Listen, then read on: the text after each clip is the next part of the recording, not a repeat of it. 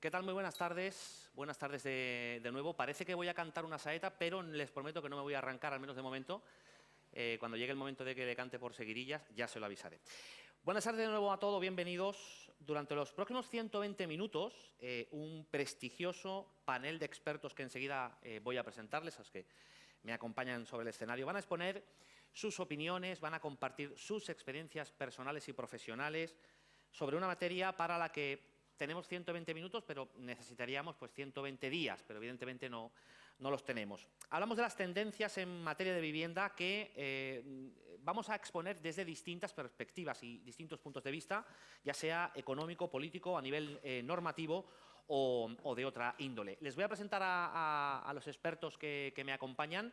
Tenemos a mi izquierda a Javier Burón Cuadrado, que es gerente de vivienda de Barcelona, experto en mercado y políticas públicas de vivienda. Javier, bienvenido. Contamos también con Lucrecio Fernández Delgado, que es el director general de la entidad estatal de suelo SEPES. Lucrecio, buenas tardes. Buenas tardes. Bienvenido. Bueno, buenos días. Buenos días, efectivamente. Ya 11 de la mañana, buenos días. Contamos con Carlos Blanco Delgado, que es director del área de valoraciones y consultoría de CBRE Andalucía, una compañía de consultoría y servicios inmobiliarios, líder a nivel internacional. Carlos, buenas tardes. Buenas tardes, buenos días. Bienvenido también. Y a José Félix Pérez Peña, que es el director de Savills Aguirre Newman Andalucía, fundada en el Reino Unido en 1855 y con más de 30 años de presencia en España. Estamos hablando de una de las principales consultoras inmobiliarias del mundo. José Félix, buenas tardes. Bienvenido también. Bueno, muchas gracias por vuestra presencia a los cuatro. Me van a permitir que les explique la mecánica, tanto a ellos como a los asistentes. Cada uno de ustedes va a disponer de un máximo de 15 minutos de forma individual para exponer su visión sobre el tema central de estas ponencias, las tendencias en materia de vivienda. No hace falta que consuman todo el tiempo, sí les ruego que intenten no superarlo en la medida de sus posibilidades. Tras ese tiempo vamos a abrir un periodo de debate e incluso voy a pedirles que respondan a una serie de preguntas que nos han hecho llegar los propios ciudadanos a través de las redes sociales y de otras vías. Me indican que esta mesa redonda, esta tertulia, esta exposición, esta conferencia debería estar acabado aproximadamente a la 1 de la tarde, quizás un poco antes. Lo digo para que nos concienciemos todos de que a la 1 alguna cervecita caerá, así que hay que hacer un poquito de tiempo. Vamos a comenzar, si les parece, por la intervención de Javier Burón Cuadrado, gerente de vivienda de Barcelona. Javier, por favor. Sí, creo que el micro. La petaca se te va. La petaca. A ver, si quieres te ayudo y te la pongo. Problemas del directo. ¿Tú tienes alguien que haga alguna foto? ¿Tienes alguien? ¿Me escucháis, verdad? Si no te importa, luego me la mandas. Bueno, pues aprovecho para agradecer a Envisesa, a la UBS y a todos los colegas la invitación. Es un lujo estar aquí hoy con vosotros. Si me podéis ir pasando la presentación hasta la Filmina 3, creo que es. Creo que hay aquí un mando, no sé si lo tienes que utilizar. Vamos a ver, sí, lo puedo utilizar. Miren, yo no les voy a mentir, yo no sé los próximos meses, años, y comparto con ustedes impresiones y supongo que ignorancia supina.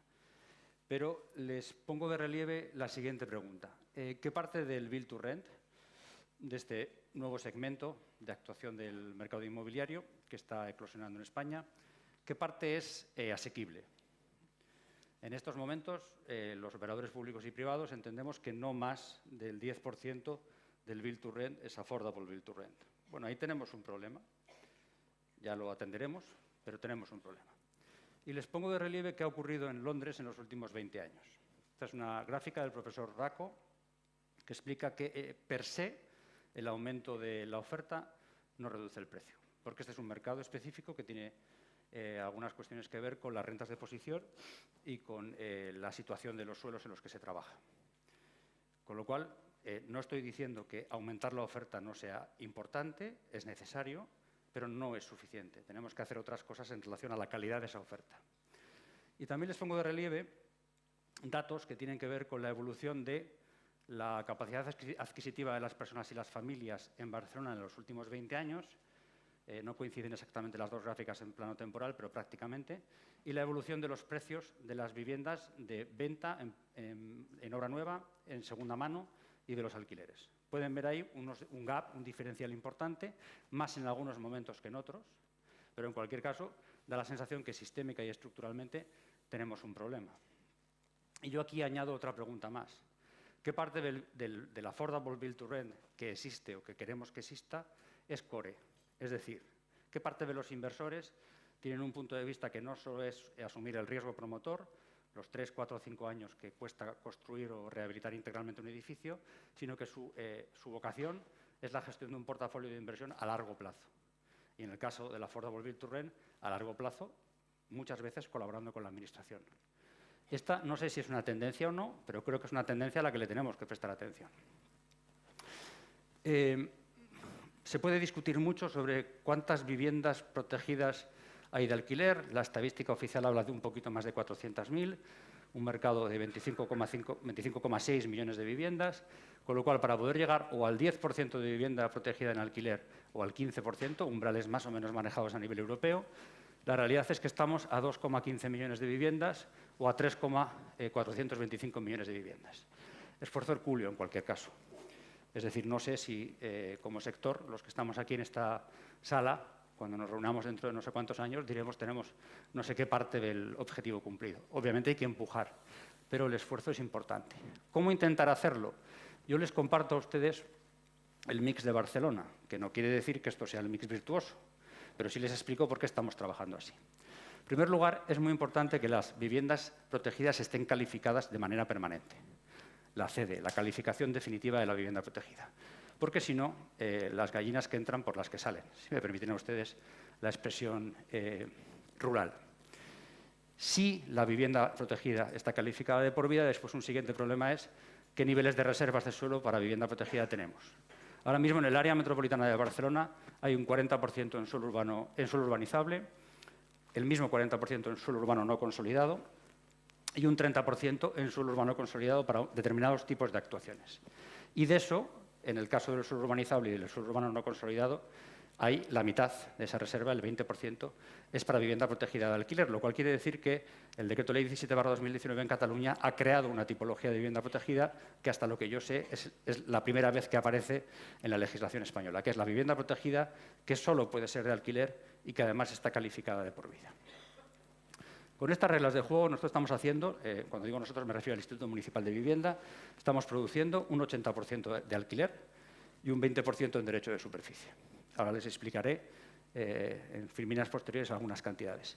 Y de eso, ese 80% de alquiler, más o menos la mitad es alquiler social y la otra mitad es alquiler asequible. Diferencia. En el caso del alquiler social hay una subvención implícita y otra explícita. La implícita es el precio. Les he puesto al lado el cuadro de precios que hay. Son precios muy inferiores a los del mercado. Eso en sí mismo es una actividad de fomento en relación al acceso a la vivienda. Pero es que además también hay inquilinos que reciben ayudas, en nuestro caso de servicios sociales, que hacen que el operador público reciba el mismo dinero por las viviendas, pero que los usuarios paguen menos. Y además, en el caso de las viviendas asequibles, no hay esa subvención explícita, solo hay la implícita. Y además combinamos con una parte de derecho de superficie que permite mezclar públicos y también que permite diversificar territorialmente la actuación del Instituto Municipal de Vivienda. Y no vendemos ni suelo ni vuelo. Lo más que hacemos es ceder en derecho de superficie a 75 o 99 años una parte de nuestro portafolio. Sobre tendencias, se habla mucho sobre vivienda vacía. No tengo opinión sobre lo que ocurre con la vivienda vacía en el conjunto de España, pero sí tengo opinión sobre lo que ocurre en las zonas de mercado. Ahora parece que eso se puede llegar a convertir en un concepto jurídico a nivel estatal, en las zonas de mercado tensionado. Para entendernos, las zonas urbanas donde hay mucha presión, porque la demanda es muy alta, la oferta no alcanza a cumplir y hay tensión en los precios. En nuestro caso, que estamos en esa situación, la vivienda vacía es un instrumento, es un problema y es una herramienta más cualitativo que cuantitativo. Y nosotros creo que podemos decirlo con conocimiento de causa porque hemos hecho un censo por cada uno de los 73 barrios de la ciudad de Barcelona y hemos comprobado que estamos en un nivel de vivienda vacía real del 1,22, muy por debajo del friccional que necesita el mercado y a mucha distancia de lo que el INE teóricamente dice que hay como vivienda vacía. Además, todos los que en esta sala gestionamos programas públicos de captación de vivienda vacía para su alquiler asequible, sabemos que del potencial de ese 1,22, más o menos, con un tercio de los propietarios es muy difícil ponerse en contacto, con otro tercio se negocia, pero no se cierra un acuerdo, y finalmente con un tercio se puede llegar a captar para los programas. ¿Qué hacer con la vivienda vacía? A pesar de que yo creo que es un problema más quali que quanti. Bueno, pues respetar lo que la función social de la propiedad dice en cada legislación autonómica y combinar incentivos y penalizaciones. Tampoco estoy diciendo nada nuevo. Entre los incentivos tenemos varias clases habituales de programas. Nos podemos fijar en el programa de cesión vasco Bizigune, que tiene más o menos 20 años.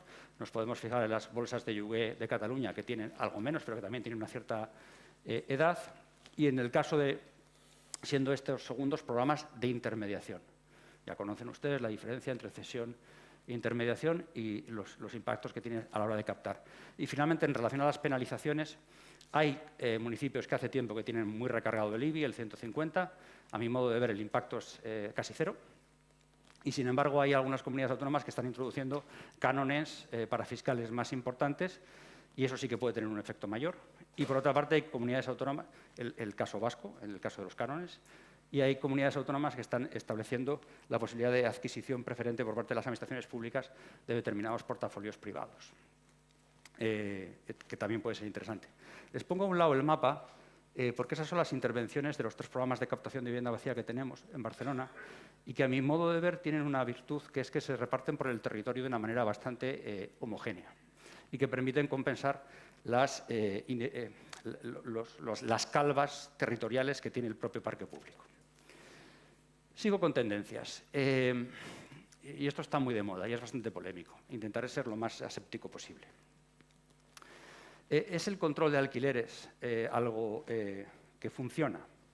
Bueno, mire, aquí les pongo un titular de un diario español de sólido prestigio, que además creo que es el diario que más se lee en la ciudad en la que estamos ahora mismo, que dice: las ciudades donde se limitaron los alquileres sufrieron caídas de la oferta.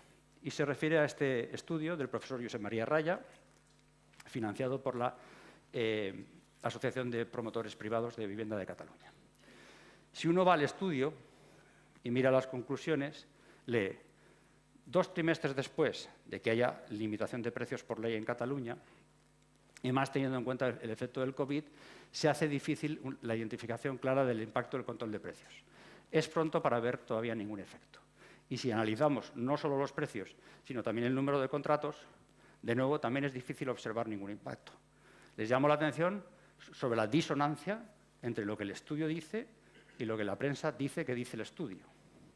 Avanzamos un poco más y miramos el informe anual del Observatorio de la Vivienda de Barcelona, que lo integramos todas las administraciones públicas que operamos en la materia, y vemos qué ha ocurrido en el año 2020, que incluye un periodo de tiempo donde ya había limitación de los alquileres por ley en Cataluña. Y lo que vemos es que la oferta no baja, sino que crece. Y lo que vemos es que los precios no suben, sino que bajan. ¿Es pronto todavía para establecer conclusiones? Sí, el propio estudio lo dice. La imagen está un poco distorsionada y está en catalán, pero viene a decir que todavía es pronto para hacer una evaluación con rigor de su impacto y que de momento la Ley 11/2020 no puede ser evaluada. Pero les llamo la atención sobre el hecho de que en el mercado se dijo que iba a bajar la oferta y que iban a subir los precios. No soy tan tramposo como para no entender que había una cosa llamada coronavirus por el medio. Pero tenemos que dejar tiempo y ver qué es lo que ocurre. También les llamo la atención sobre el paper hecho por 2 profesores alemanes que comparan nada más y nada menos que lo que ha ocurrido en 16 países desarrollados desde 1910 hasta 2017 y en 44 países en vías de desarrollo desde 1980 hasta el 2017. Es probablemente el estudio más omnicomprensivo de los efectos que tiene el control de alquileres sobre el mercado. Y vienen a concluir que la combinación de regulación de precios con excepciones, y esto es muy importante, excepciones a la nueva construcción, excepciones a la rehabilitación, es decir, lo que se llaman controles de alquiler de segunda generación, porque no son rígidos, porque tienen mecanismos que les permite ir adaptándose a la situación del mercado, combinado con programas públicos de construcción masiva, en nuestro caso la traducción sería programas de producción de vivienda protegida masiva, es una fórmula de éxito. Y lo rematan en su paper con unos gráficos muy interesantes. Como todos los gráficos que contienen tendencias mundiales y de periodos muy largos, hay que ver la tendencia, no tanto los datos, pero les llamo su atención sobre el hecho de que en los países desarrollados después de 1960, es decir, nuestro entorno en controles de alquiler de segunda generación, la producción de vivienda nueva está por encima del nivel de contención de precios. Mientras que si vamos a los periodos anteriores del 60 y a todo tipo de países, vemos que no es así. Es decir, que los controles rígidos de primera generación sí afectaron a la oferta, mientras que los controles rígidos de segunda generación no están afectando la oferta. Acabo, y de hecho ya estoy extendiéndome un poco en tiempo. ¿Qué podemos hacer desde las administraciones públicas? Pues yo les lanzo un mensaje que igual es un poco herético. Yo creo que para poder hacer colaboración público-privada, primero tenemos que ser buenas empresas públicas y tener una capacidad operativa fuerte y conocer nuestro sector público, nuestro servicio público y, permítanme que lo diga, también nuestro negocio, porque hacemos algunas actividades que están casi en el mercado. Nosotros ahora mismo estamos embarcados en un proceso de captación de vivienda vacía que implica algo más de 1.500 unidades, porque ahí les doy, esta es la gráfica hasta el 20, pero les doy las estadísticas a día de hoy. Estamos también en un programa de compra bastante importante, que ya estamos hoy por encima también de las 1.000 unidades y ya hemos gastado 125 millones de euros. Y estamos en un proceso de construcción importante de vivienda protegida de más de 4.000 viviendas en lo que nosotros llamamos promoción directa y algo más de 2.000 viviendas en lo que nosotros llamamos promoción delegada. Ahora voy a los conceptos. Y estamos gastándonos y hemos comprometido más de 900 millones de euros en ladrillos, del total de los 1.500 millones de euros que hasta la fecha implica nuestro plan de vivienda. ¿Qué dos cosas creemos que pueden jugar un papel? No estamos diciendo ni que sean perfectas ni que son las únicas cosas que vayan a jugar algún papel. Decimos que creemos que pueden aportar. Bien, los marcos de colaboración con las entidades sin ánimo de lucro. Nosotros hemos firmado un convenio con todas las cooperativas y todas las fundaciones que en Cataluña operan en materia de vivienda. Les cedemos suelo en derecho de superficie y ellos producen cohousing y vivienda protegida en alquiler y la gestionan bajo nuestros parámetros, pero con bastante independencia para funcionar. Tenemos un número de proyectos importantes ahora mismo comprometidos, en total 21, y es una línea de trabajo que está creciendo con mucha fuerza. Generalmente, cuando hablamos de promoción directa, uno de los ataques que viene del mundo del tercer sector es, bueno, es que ustedes son muy aburridos y muy funcionarios y no quieren colaborar con nosotros. Bueno, no se trata de una cosa o la otra, se trata de una cosa y la otra. Y finalmente, y esto ya le rompe bastante los esquemas a las cooperativas y fundaciones con las que trabajamos en este ámbito sin ánimo de lucro, tenemos un acuerdo con compañías mercantiles muy importantes, con Neinor y Cebasa. Pueden ver ahí a sus dos consejeros delegados. Y hemos montado una empresa público-privada, metropolitana, que aportará como máximo 98 millones de euros, a partes iguales entre los públicos y los privados, para construir 4.500 viviendas protegidas de alquiler, la mitad en la ciudad de Barcelona, la otra mitad en el resto del área metropolitana. Ha sido un proceso complicado, 3 años de licitación, pero finalmente tenemos una mercantil con capacidad operativa, con capacidad de endeudarse, con capacidad de generar puestos de trabajo y con capacidad de generar estas viviendas. ¿Son estos dos instrumentos? Y he acabado. ¿Son estos dos instrumentos lo único que tiene que haber? No. Ya les digo, tiene que haber muchos tipos de instrumentos. Estas formas de colaborar con el mundo non-profit y con el mundo for-profit de Barcelona tienen que ser exactamente las que se tienen que aplicar en otros lugares. No, cada sitio tendremos que ir encontrando nuestro camino. Pero llegar, y vuelvo a lo que decían al principio, y me da igual que utilicemos un guarismo que otro, llegar a 2,15 millones de viviendas o llegar a 3,425 millones de viviendas solo con nuestros medios, sin más, es físicamente imposible. Necesitamos ser fuertes nosotros como sector público y necesitamos tener buenas colaboraciones público-privadas con buenos compañeros de viaje en el sector. Y, bueno, estaba al borde de que nuestro moderador... Tenía tarjeta amarilla preparada, pero al borde. No ha sido necesario. Gracias.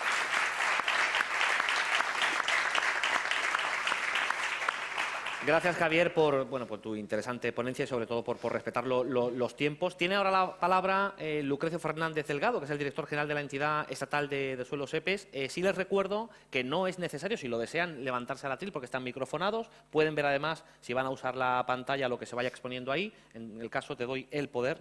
¿No lo necesitas? Pues entonces va a ser mucho lo más guardamos fácil. aquí. Inauguro lo de hablar sentado porque solamente pedí una diapositiva de fondo. Bueno, lo primero, y no solamente por lo obligado, dar las gracias y felicitar a Envisesa por la realización de estas jornadas. La verdad es que ha tenido el don de la oportunidad.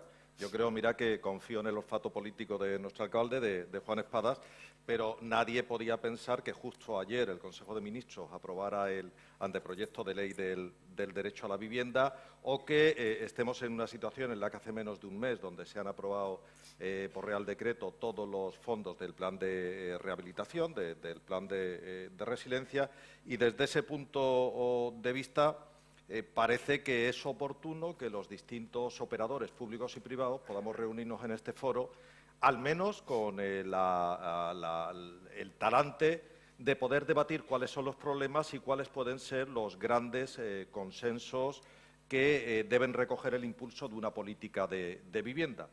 Yo represento aquí a SEPES. SEPES es la empresa pública del Ministerio de Transportes, Movilidad y Agenda Urbana, por tanto es Gobierno de España, y su principal trabajo histórico ha sido precisamente la gestión de suelo. Es cierto que históricamente mucho más dedicada al suelo industrial, es decir, actualmente tenemos o presumimos de ser el principal operador público de suelo con hasta 45 millones de metros cuadrados de suelo en producción, la mayor parte de él en industrial, y con más de 4 millones de suelo producido en venta. Es cierto que desde que el Gobierno de España recupera, tras la moción de censura, las políticas de vivienda, se orienta fundamentalmente al trabajo en materia de vivienda. Y eso es lo que intentaré adaptar en mi intervención para lo que significa, lo que pueden ser el título de nuestra conferencia, los retos y los modelos de vivienda. Yo creo que para poder enfocar hacia dónde tenemos que dirigirnos, lo primero es ver si somos capaces de acertar en el diagnóstico. Que existe un problema de vivienda en España parece que empieza a ser lugar común. Igual que hace unos años hablar del cambio climático en algunos sitios era anatema y ahora parece que está suficientemente asumido, estoy convencido de que si todavía sigue siendo anatema en algunos foros hablar del problema de la vivienda en España, dentro de unos años será consenso social unánimemente aceptado que hablar de vivienda es hablar de uno de los pilares del estado del bienestar y que, por tanto, tiene que haber implicación de todas las administraciones públicas y, digo más, agentes públicos y privados. No vale con descansar la política de vivienda solo en los dineros que vengan del Plan Nacional, del Plan Estatal de Vivienda, Gobierno de España, sin que haya recursos e iniciativas también de comunidades autónomas y ayuntamientos. Y lo digo un poco con conocimiento de causa en la medida que he tenido la suerte de poder trabajar en las tres esferas de la Administración, en la local, en la autonómica y ahora en la estatal. La política de vivienda, desde luego, nos tiene que implicar absolutamente a todos y, además, antes lo decía Javier, los periodos de maduración de nuestros proyectos no son de hoy para mañana. Empiezas a pensar hoy un proyecto y hasta dentro de 5, 7, 8 años no ves cómo específicamente van cuajando. Lo cual debería de llevarnos al ánimo de que la política de vivienda no debería de sufrir los vaivenes de corte de impulso que suponen los cambios en el Gobierno de España, como hasta ahora desgraciadamente ha sido. Cuando hable de cuáles son las principales iniciativas que SEPES está desarrollando dentro del Plan de Vivienda de Alquiler Asequible, tendré que recurrir a suelos que se adquirieron en la última etapa del Gobierno de Zapatero. Es decir, por lo tanto, esos cortes en la política estatal de vivienda que ahora se ha recuperado es lo que no deberíamos de tener encima del escenario. Hablaba del diagnóstico, yo me voy a centrar en la dificultad, sobre todo de los jóvenes, en acceder a su primera vivienda y lo que eso tiene en cuanto a coyuntura político-social que vivimos. Mis primeras inquietudes por la gestión de lo público fueron a través de movimientos juveniles. A finales de los 80, principios de los 90, ya me delato un poco, cuando las organizaciones juveniles empezábamos a discutir cuándo uno deja de ser joven para ser una persona mayor, al final siempre acabábamos diciendo que había dos elementos, con independencia de la edad, de 25, 30, 35, había dos elementos que siempre lo definían: estabilidad en el trabajo y estabilidad en la vivienda. Si una persona, para poder hacer su proyecto vital, realmente no tiene un trabajo que le permita realizarse y tener ingresos y tener acceso a la vivienda, realmente estamos prolongando de manera absolutamente artificial la juventud. Ejemplo en familia propia. Mi hija tiene un contrato en Barcelona, Universidad de Barcelona, de predoctoral. Con los ingresos, lo más que puede aspirar es a compartir un piso, es decir, alquilar una habitación. Difícilmente puede permitirse alquilar un piso ella sola. Eso viene a ser moneda común en muchos lugares de España, desgraciadamente en demasiados lugares. Frente a eso, ¿qué es lo que se puede hacer? Javier hacía la pregunta de decir, bueno, ¿qué pueden hacer las administraciones públicas? Yo creo que el primer elemento, creerse efectivamente que trabajar en política de vivienda es algo necesario, es un buen punto de partida. Segundo punto de partida, es una política que requiere muchos recursos y que requiere además la paciencia de hacer un trabajo a medio plazo. Dentro del Ministerio, bueno, habrá, digamos, otras intervenciones que acaben de dibujar el conjunto de la política de vivienda, sobre todo del Plan Estatal de Vivienda o del Plan de Rehabilitación. Son dos focos a los que se ha dirigido o se están dirigiendo muchos recursos públicos. Yo me voy a limitar simplemente a esbozar cuál es el papel de SEPES, la entidad que represento, dentro del plan de vivienda de alquiler asequible. El diagnóstico del Ministerio pasa en que efectivamente hay poca oferta. Javier decía 2,5% de viviendas públicas en alquiler. La media europea efectivamente está en torno al 12,5%. Estamos muy lejos. El que haya ausencia de esa oferta realmente hace que los jóvenes principalmente y aquellas familias con recursos muy limitados tengan auténticos problemas a la hora de instalarse. Y no digo ya a la hora de comprar, digo a la hora de alquilar. Porque incluso para comprar, si no tienes unos ingresos asegurados y por tanto hay un banco que te avala y que es capaz de darte una hipoteca, olvídate de comprar. Es decir, el gap que está empezando a producirse entre los ingresos de las unidades familiares y el costo de la vivienda puede hacer que nos carguemos, por decirlo de alguna manera, la gallina de los huevos de oro. Dentro de ese esquema, el Ministerio hizo un análisis de cuáles son las zonas de España, digamos, de alquiler tensionado. Esas zonas de España se definían como Barcelona y su área metropolitana, Madrid y su área metropolitana, Sevilla y Málaga y sus áreas metropolitanas, las Islas Canarias, Baleares, Ceuta y Melilla. Y en esos sitios es donde está trabajando SEPES. SEPES está trabajando con distintas actuaciones en las que lo hacemos sobre suelo propio, es decir, suelo público, propiedad del ente público empresarial, de SEPES. En este suelo, nosotros, con la financiación del Ministerio, vamos a hacer la urbanización y después intentaremos que entren en el mercado a través de la colaboración público-privada, precisamente apoyándonos en la licitación de un derecho de superficie.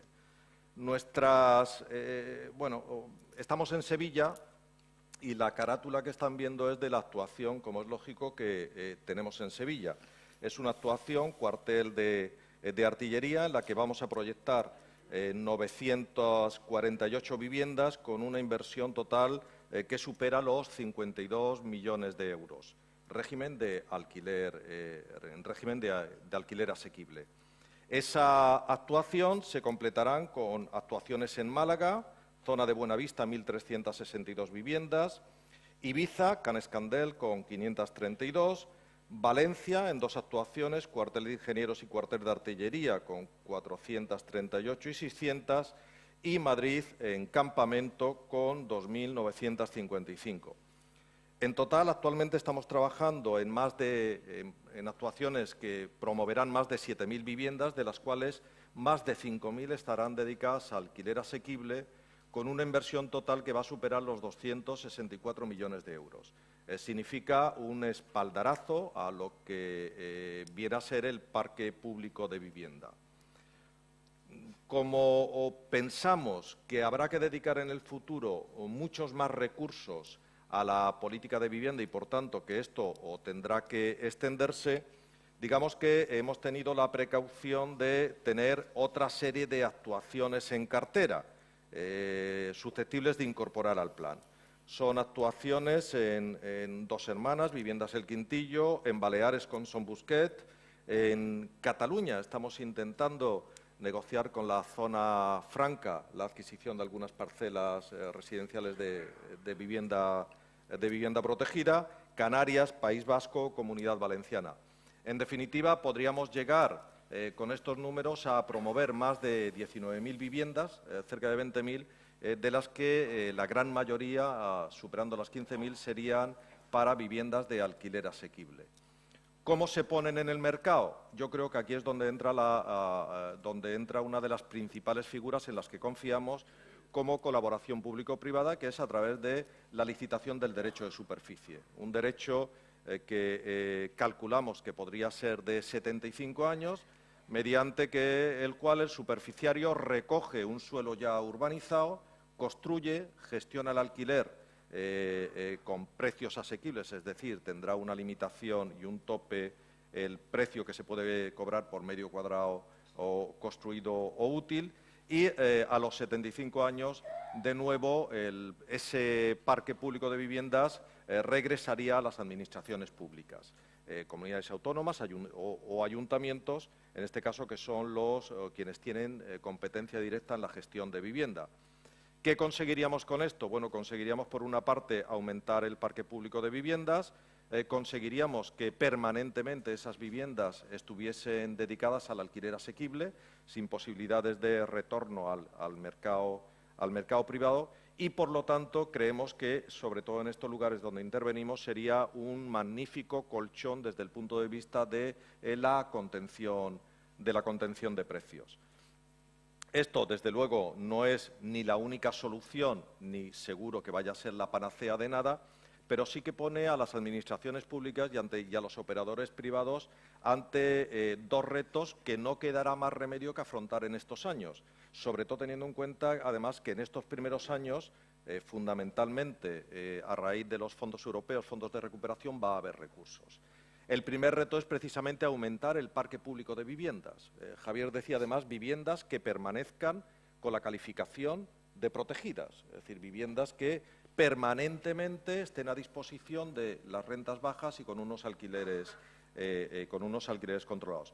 Segundo gran reto, pienso que hay que profesionalizar la gestión de estos alquileres. En España, lo leía el otro día en 5 días, la gestión del alquiler está extraordinariamente atomizado. La mayor parte de ellos, estamos hablando de pequeños propietarios que pueden alquilar una o dos viviendas como complemento seguramente de sus rentas de pensión o de las rentas del trabajo que tengan, pero en absoluto tenemos, más allá de los operadores públicos, que coincido con Javier en que cuanto más profesionalizados y mejores empresas públicas tendremos, más capacidad de colaborar con la empresa privada vamos a poner encima de la mesa, pero excepto algunos fondos que están ahora aproximándose a la gestión de esos derechos de superficie, existe poca tradición en España de la gestión de grandes parques de viviendas en alquiler. Y, como todo en la vida, necesita también sus rituales, su profesionalización, porque son modelos de negocio hasta cierto punto complicados. Estamos hablando de trabajar directamente con personas, que no es lo mismo en ocasiones que trabajar con letras de cambio. Bueno, yo creo que esos son los retos que se nos plantean. Supongo que en el debate hablaremos más de la ley del derecho a la vivienda, hablaremos del control o no de los precios del alquiler, pero pensaba que en esta primera intervención sería bueno poner a todas las administraciones públicas ante el espejo de cuáles son sus obligaciones para con un elemento, un derecho, artículo 47 de la Constitución, que considero que tiene que ser uno de los pilares básicos del Estado del Bienestar, y también, por qué no decirlo, llamar al compromiso social que tienen que tener, en este caso, quienes como modelo de negocio han optado por trabajar en el mundo de la vivienda. Muchas gracias.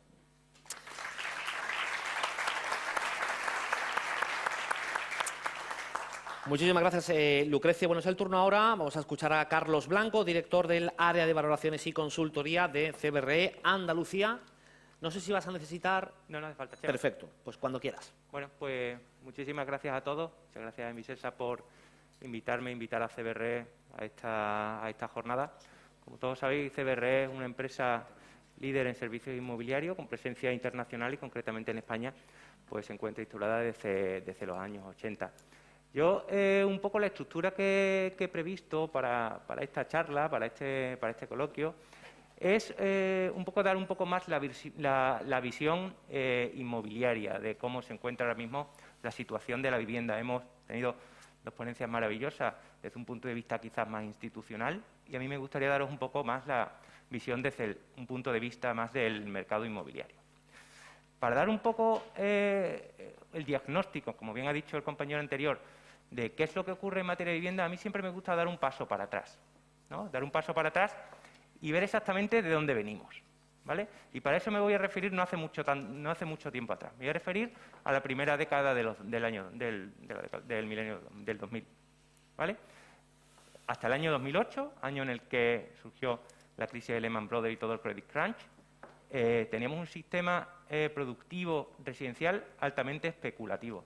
Eso es algo indubitado y es algo que tenemos totalmente asimilado. Se producían alrededor de 800.000 viviendas al año. 800.000 viviendas al año en un sistema donde los players fundamentales, los promotores de viviendas, lo que trataban era de aquilatar al máximo el número de viviendas y aprovechar al máximo la superficie que se edificaba.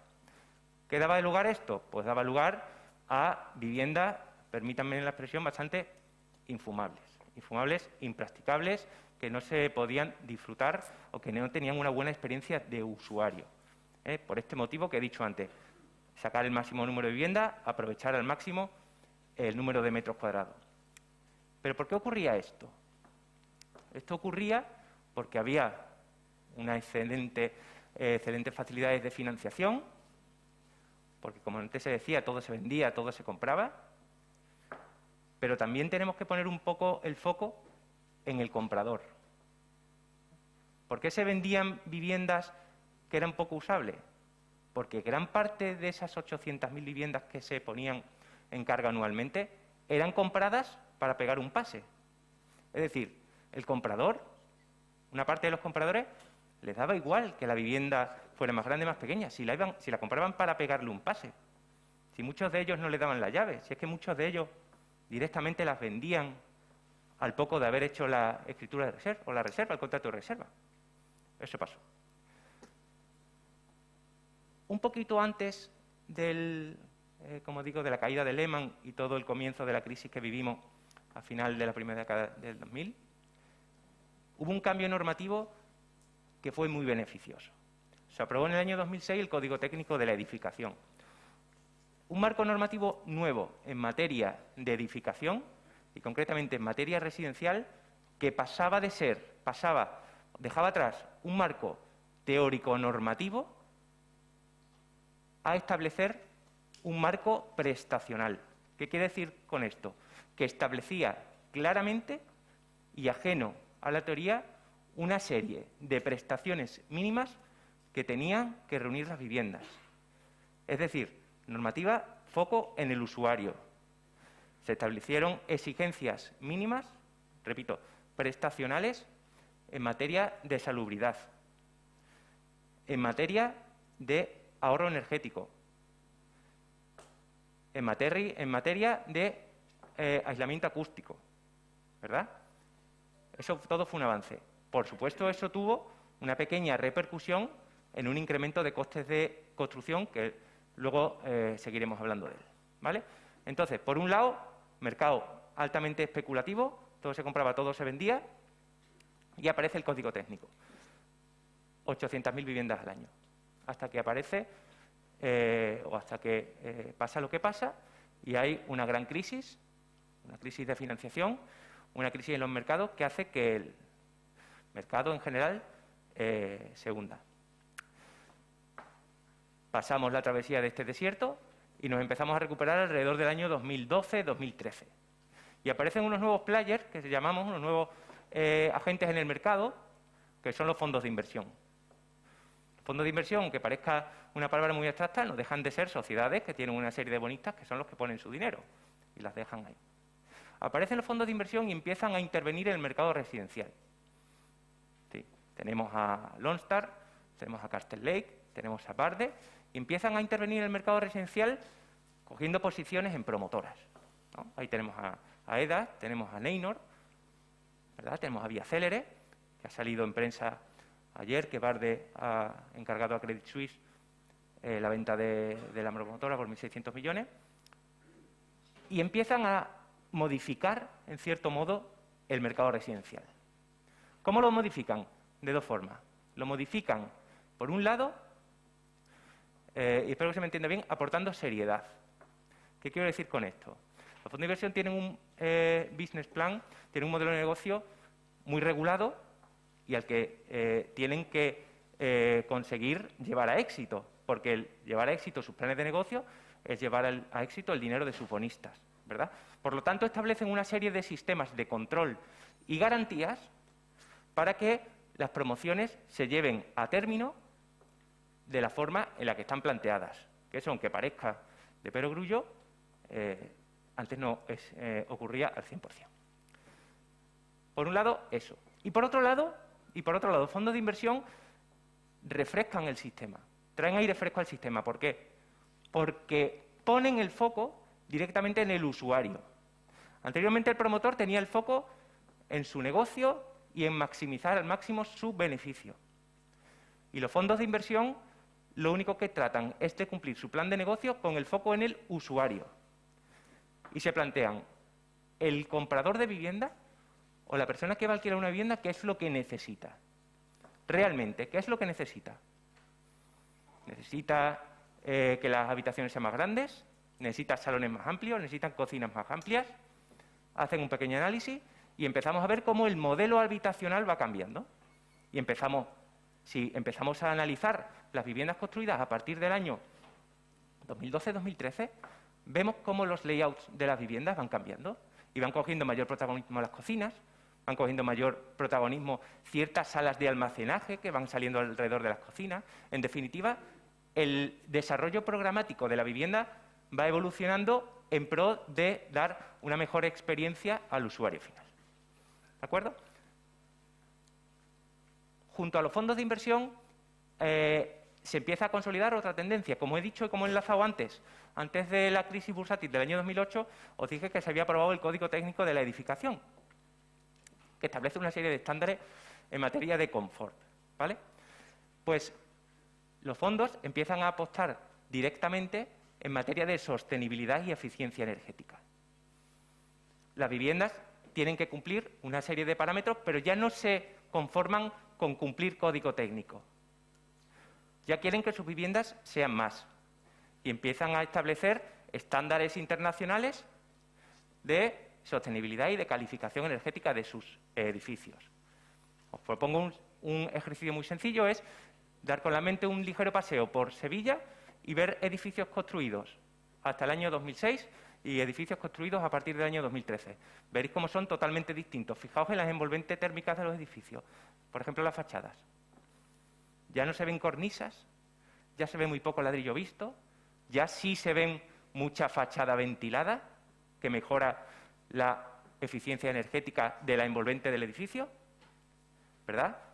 Se ven más huecos, se ven más terrazas también. Bien. Total, todo esto fue evolucionando y en el año 2020 pues nos encontramos con el COVID.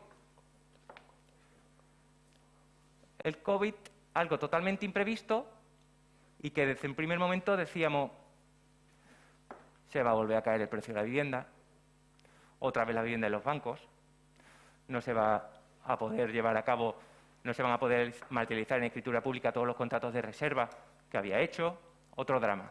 Pues no ha sido así. No ha sido así. Las viviendas durante el COVID, durante la pandemia, periodo pandémico, se han seguido vendiendo. En muchos casos, a un ritmo superior al anterior. ¿Por qué? Porque el usuario se ha dado cuenta que quería cambiar de vivienda porque quería optar por estos nuevos diseños que os estoy diciendo. Donde tiene más espacio para vivir. Donde puede establecer un modelo híbrido residencial y oficina. Nosotros en las distintas promociones que comercializamos, sobre todo en Madrid, ya el promotor demanda a su equipo de arquitectos modelos, por ejemplo, de salón o modelos de dormitorio, donde se puede implementar un espacio de trabajo. ¿Por qué? Pues porque tiene totalmente asimilado que el modelo híbrido de trabajo, de trabajar en la oficina y una parte en casa, es algo que ya está instaurado. No es que haya venido, que esté viniendo, no, que ya está aquí. ¿Vale? Bien. Quiero un poco, no quiero extenderme mucho, quiero concluir un poco hablando sobre un poco sobre lo que es la materia, lo que veníamos a hablar, que es nuevas tendencias en materia de vivienda. Bien. Igual que he dicho que el sistema productivo ha cambiado con la introducción, con la intervención de estos fondos de inversión, también ha cambiado un tanto el mercado. Venimos de un mercado donde se construía para vender, donde ahora aparecen nuevos modelos, que son modelos para alquilar, lo que se conoce como el Build to Rent. Y nosotros desde CBRE creemos firmemente que el mercado va a tender por modelos de Build to Rent. Tenemos muchísima demanda por parte de inversores, tanto nacionales como internacionales, de búsqueda de suelo para crear promociones de tipo Build to Rent. ¿Por qué? Porque se satisfacen necesidades que antes no estaban cubiertas, como han dicho antes. ¿Vale? Una persona que trasladan a otro sitio, pues no tiene por qué comprarse una vivienda, sino que tiene que tener opciones de otro tipo tiene que tener otras opciones para poder vivir. ¿Vale? Y eso estará cubierto por el Build to Rent. Aparte de eso, al inversor le da un tanto la facilidad de diversificar su riesgo. Es decir, inversores que antes optaban por otro tipo de producto, por ejemplo el retail, centros comerciales, high street, están ahora optando por estos modelos de residencial y alquiler. Desde el punto de vista de fondo, desde el punto de vista del usuario, el Build to Rent, ¿qué es lo que aporta? Pues aporta la gestión integral y, como decía el compañero, la no atomización o granularización del producto en renta. ¿De acuerdo? Es mejor tener un casero que controle, un propietario que controle la gestión y la conservación de todo el edificio que tener 60 propietarios distintos. ¿De acuerdo? Y luego, por otro lado, tenemos los nuevos desarrollos que se llaman desarrollos de co-living. Aquí en Sevilla ya hay proyectos de co-living que son un modelo híbrido, como bien sabéis, entre residencial y residencia del que no es estudiante o hotelero, ¿vale? Para también satisfacer ese tipo de necesidad, para promover otro tipo de necesidades habitacionales para vivir en comunidad. ¿De acuerdo? Por lo tanto, simplemente dejar dos bullets, que es: apostamos totalmente por el negocio Build to Rent como nuevas tendencias en materia de vivienda y nuevos desarrollos de co-living. Por supuesto, los desarrollos de co-living tendrán que ir apoyados en un marco normativo y regulador que apoye y fomente este tipo de productos. Muchas gracias.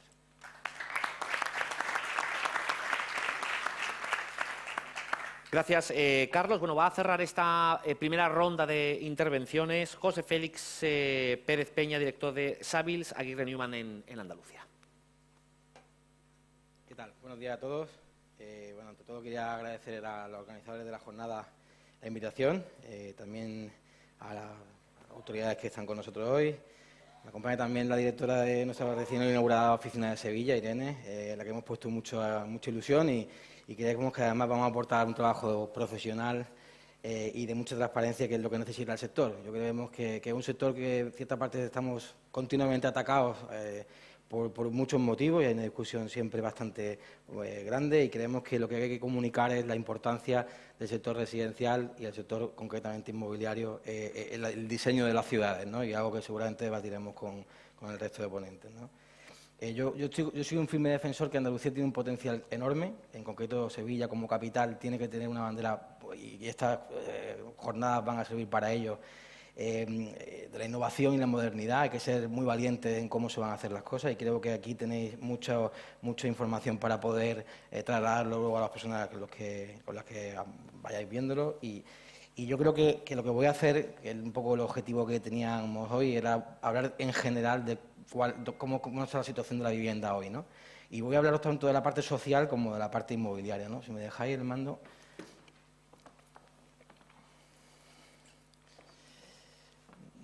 Quizás no se lee muy bien, pero bueno, voy a tratar de ir paso a paso para que lo veáis, ¿no? En general, yo Carlos, lo ha explicado muy bien en el previo, yo voy a ir un poco al post. Yo creo que el mundo ha cambiado radicalmente con la pandemia del COVID, tanto en empresas como en la parte social, ¿no?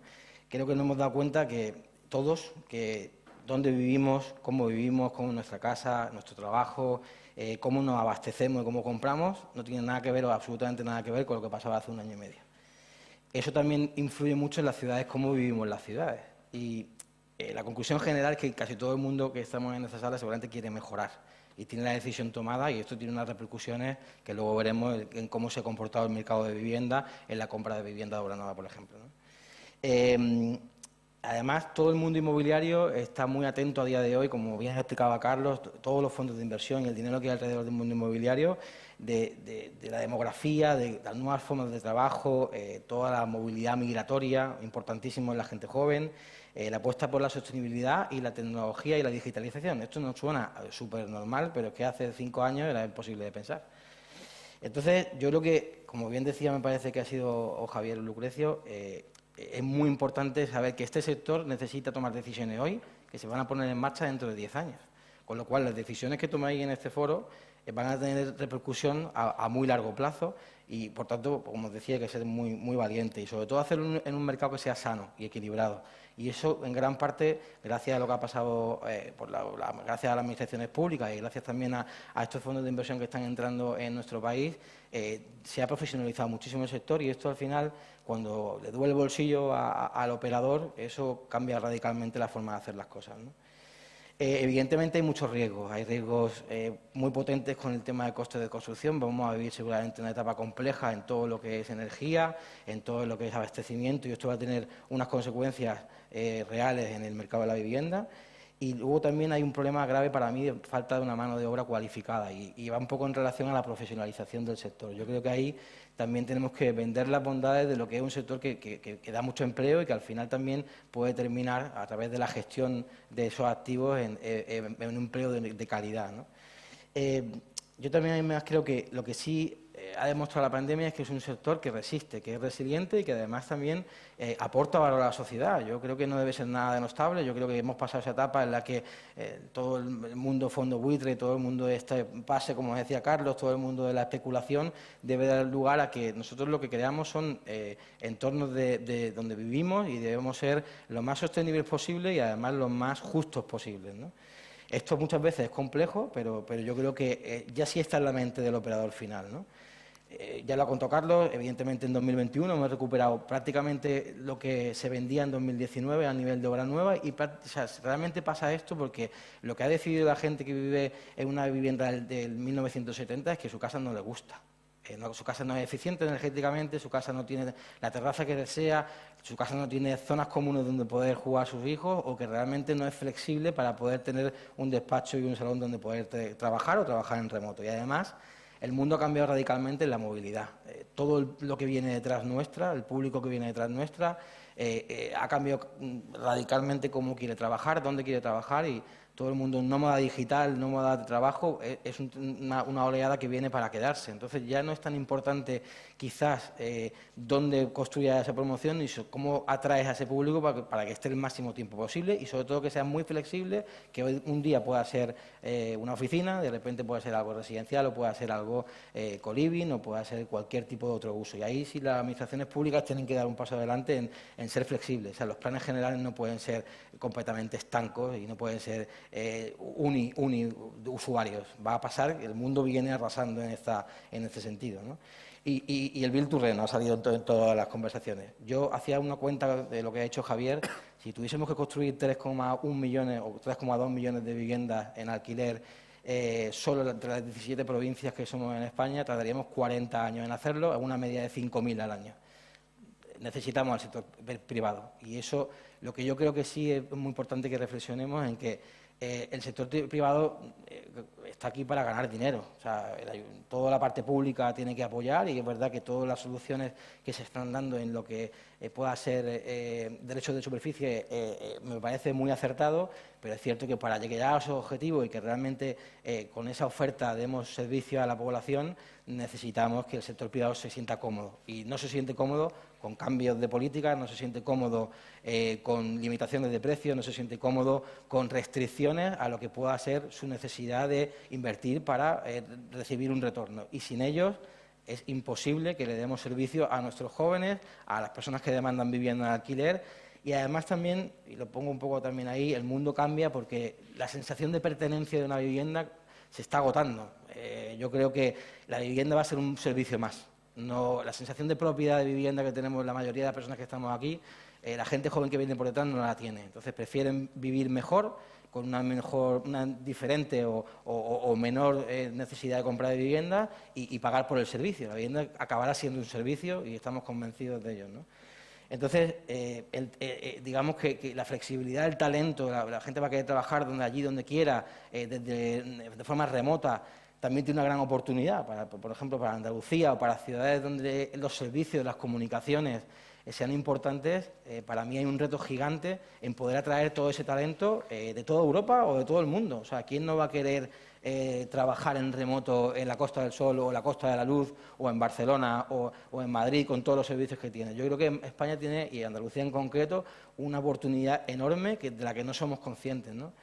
Y creo que además también hay una parte que también nos dejamos atrás, que es toda la parte senior. Yo creo que el mundo senior, 60 hacia arriba, 65 hacia arriba, que no quiere decir que sean personas dependientes, sino que son personas que además demandan unos servicios muy concretos, son compatibles con esas viviendas también en alquiler. Entonces, yo creo que como reto futuro, por terminar la parte global, es la flexibilidad del sector, muy importante, que no estemos cerrados a usos. Hay que ser muy ágiles en los cambios. Sé que eso a la administración es muy complejo de entender, pero cuanto más nos profesionalicemos va a ser mejor y hay que velar por los usos compartidos. Eso es para mí una condición sine qua non, ¿no? Hay que pensar en la vivienda dentro de 50 años, ¿no? Como decía antes Carlos, que será más flexible, más eficiente, más conectada, muy importante el tema de la continuidad y sobre todo más flexible, o sea, yo creo que también muy sostenible. El mundo sostenible, todo el tema de life science que vais a escuchar seguro mucho en los próximos años, va un poco en esta línea, ¿no? Y creemos que esa es la tendencia general del mercado de residencia. A nivel local, os voy a poner alguna cifra que bueno, me parece interesante, pero para que os hagáis una idea, a nivel de inversión, para la parte un poco privada, el foco está claramente puesto en Málaga y Sevilla, y hay zonas muy importantes también como la Costa del Sol y la Costa de la Luz, que hay mucha demanda de todo tipología de vivienda. Además, hay un incremento, o sea, hay una cantidad de dinero ingente, deseoso de entrar en España a realizar promociones, a comprar suelo, a poder desarrollar vivienda y hacerlo con mucha calidad. Y es cierto que se encuentran con problemáticas pues, de normativas o con problemáticas de cambios de partidos políticos, etcétera, y perdemos sobre todo esa posibilidad de dar servicio a la población, vamos, en general, ¿no? Y sobre todo también en la parte de Build to Rent hay una apuesta clarísima por construir vivienda en alquiler de mucha calidad en los principales núcleos poblacionales. Pero es que además, si eso lo unimos con lo que os decía, si somos capaces de ver que en las zonas de tensión de alquiler como Málaga, Sevilla, esto se va a incrementar, no solo por lo turístico, porque Sevilla, Málaga, Costa de la Luz va a tener el mismo problema que tenía previo a la pandemia de necesidad de dar servicio a las personas que van a alquilar apartamentos turísticos. Es que además ahora viene la gente a trabajar en remoto. O sea, que en lugar de estar una semana en Sevilla, van a estar 3 meses, o 4 o 5. Entonces, eso va a incrementar todavía más a la población local la problemática de la vivienda en el corto plazo para nosotros, ¿no? Entonces, hay que dar una solución rápida a este problema. Y además también toda la problemática que va a haber con los incrementos de tipo de interés. O sea, como no demos una solución rápida al alquiler, los incrementos de tipo de interés, la dificultad de acceso al crédito, va a poner en más tensión todavía, si cabe, la posibilidad de compra del usuario final, ¿no? Yo, como resumen, os digo, para que veáis un poco el tamaño que tenemos en general, pero me parecían datos interesantes y también explica mucho lo que os decía, la obra nueva está superando de largo a la segunda mano, por lo que explicaba un poco Carlos ahora. La obra nueva está dando la calidad y las certificaciones energéticas, la tipología de vivienda que el usuario requiere a día de hoy, cosa que la segunda mano está adoleciendo en ese sentido. Después hablaremos de si hay unas viviendas A y otras B. Pues yo creo que esto sí se va a incrementar. Va a pasar que como no se es capaz de poner en marcha medidas de reforma de vivienda que se adapten a esas necesidades actuales, digamos que el parque de obra nueva va a ir incrementando sus precios porque se ha adaptado a las necesidades actuales que han cambiado radicalmente desde hace 5 años a esta parte. Y por hacer un poco un foco, por ejemplo, solo en Costa del Sol el tamaño de nuevas promociones de obra nueva que se están construyendo duplica el tamaño de Sevilla y Málaga. Eso viene también a referirse a que todo el mundo trabajo en remoto está haciendo que zonas como la Costa del Sol, que tiene servicios, que tiene buenas comunicaciones, que tiene playa, está atrayendo una cantidad de personas a comprar vivienda de obra nueva impresionante, ¿no? Entonces, yo creo que como resumen en general, un reto fundamental de ser ágiles y bueno, debatiremos ahora un poco también a nivel precio y por eso no me he querido tampoco extender mucho más aquí. Muchas gracias a todos.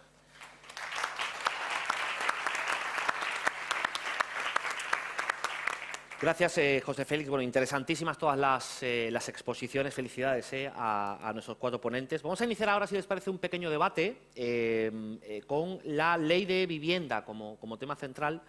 Ley no exenta de polémica, como saben, que va a permitir, entre otras cosas, a las comunidades autónomas limitar los precios del alquiler en las llamadas zonas tensionadas, que ya ha salido ese concepto en estas intervenciones, es decir, en aquellos barrios en los que los gastos de la vivienda, incluido el alquiler, suponen más del 30% de los ingresos, o aquellos en los que en los últimos 5 años el valor se ha disparado más de 5 puntos por encima del IPC autonómico, además de ofrecer otra serie de descuentos, por ejemplo, en el IRPF a los propietarios que bajen el coste o recargos en el IBI a los inmuebles vacíos.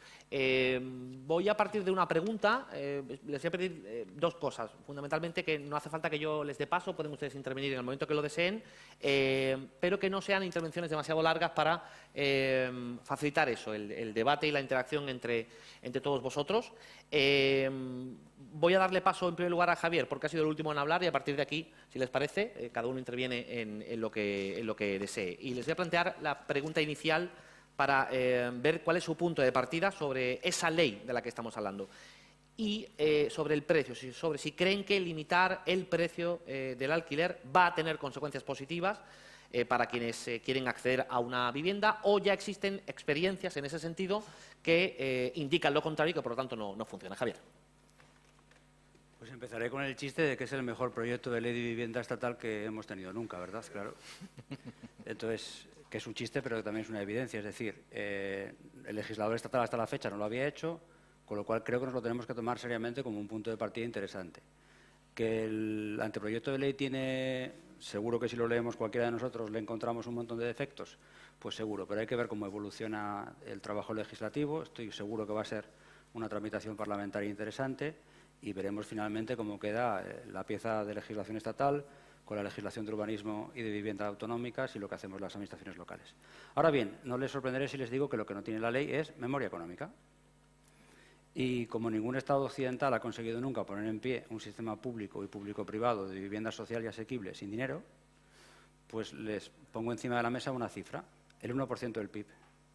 Eso es lo que todos los estados de nuestro entorno han necesitado. En el momento álgido de formación de stock de capital han necesitado algo más, el 1,3, el 1,4, y después bajan un poco porque solo hacen el mantenimiento. 11.000 millones de euros, no un año, 11.000 millones de euros un año detrás de otro, durante mucho tiempo, para generar un sistema. Ahora mismo, y es una buena noticia, no es una crítica, ahora mismo el proyecto de presupuestos del año del 22 contiene 3.300 millones de euros, que es un volumen récord, si tenemos en cuenta que todos sabemos que hemos tenido presupuestos de 400 y 500 millones de euros anuales, además no ejecutados. ¿A cuánta distancia estamos? Pues estamos a la distancia de 23 y 11 por todos los años que tengan que venir. Con lo cual, bueno, algo de reflexión económica vamos a tener que hacer. Y esto no es creo que no es solo tan primitivo como tiene que haber presupuestos. Hay muchísimos instrumentos de bonos, banca pública. Hay países europeos con impuestos específicos para la vivienda asequible. Bueno, hay que dar una vuelta a todo el mundo económico-financiero, porque si no tendremos un marco jurídico precioso, se harán algunos proyectos interesantes, pero no generaremos un sistema. Después, conviene saber en dónde estamos para ver qué ley se aplica a qué contexto. Soy muy breve. El mercado está atomizado. Todos los oferentes de alquileres son particulares no profesionales que tienen una sola vivienda y complementan sus ingresos. Además, en algunos casos suelen ser, por lo menos en Barcelona, siempre nos dicen que son abuelitas. Siempre son abuelitas. Bueno, el Observatorio de la Vivienda en Barcelona ha estudiado la estructura de la oferta de alquiler y solo contando viviendas en la ciudad de Barcelona, sin tener en cuenta viviendas sitas en el resto del territorio nacional, más del 35% de la oferta tiene 10 o más viviendas. Con 10 viviendas facturando de media 900 euros al mes, no eres un particular que está complementando tus rentas, eres un profesional.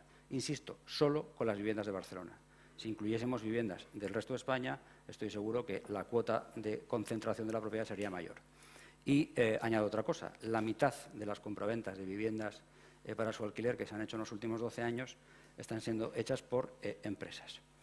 Dos cositas. Es que vamos a asustar a los inversores. Bueno, como quiera que el producto inmobiliario, me da igual que público-privado, es el producto inmobiliario que tenemos que vender en España y en Occidente, yo recomendaría no estar todo el día meándose en nuestro propio producto. Porque deberemos estar poniéndonos en una posición complicada en relación a los posibles inversores y les decimos, aquí hay un montón de reglamentación, de regulación, se ha vuelto todo el mundo loco y es imposible invertir. Bueno, pues no invertirán. Supongo que cuando vais a vender proyectos no vais así. Nosotros tampoco, ¿eh? Cuando vamos a vender proyectos público-privados no vamos diciendo esto es un desastre. Lo hilo con otra cosa. Control de alquileres. Yo ya he explicado antes la posición que tengo, pero sí que diré que precisamente los proyectos de colaboración público-privada te blindan del posible control de alquileres, porque como colaboras con administraciones públicas que ponen a disposición suelo para vivienda protegida y en derecho de superficie, no te va a afectar nunca en la regulación que haya en el mercado privado. Y finalmente, también hago una crítica a mi propio sector, al sector público, donde no digo que todo el mundo, pero es muy habitual pensar, si es gran tenedor, es un especulador.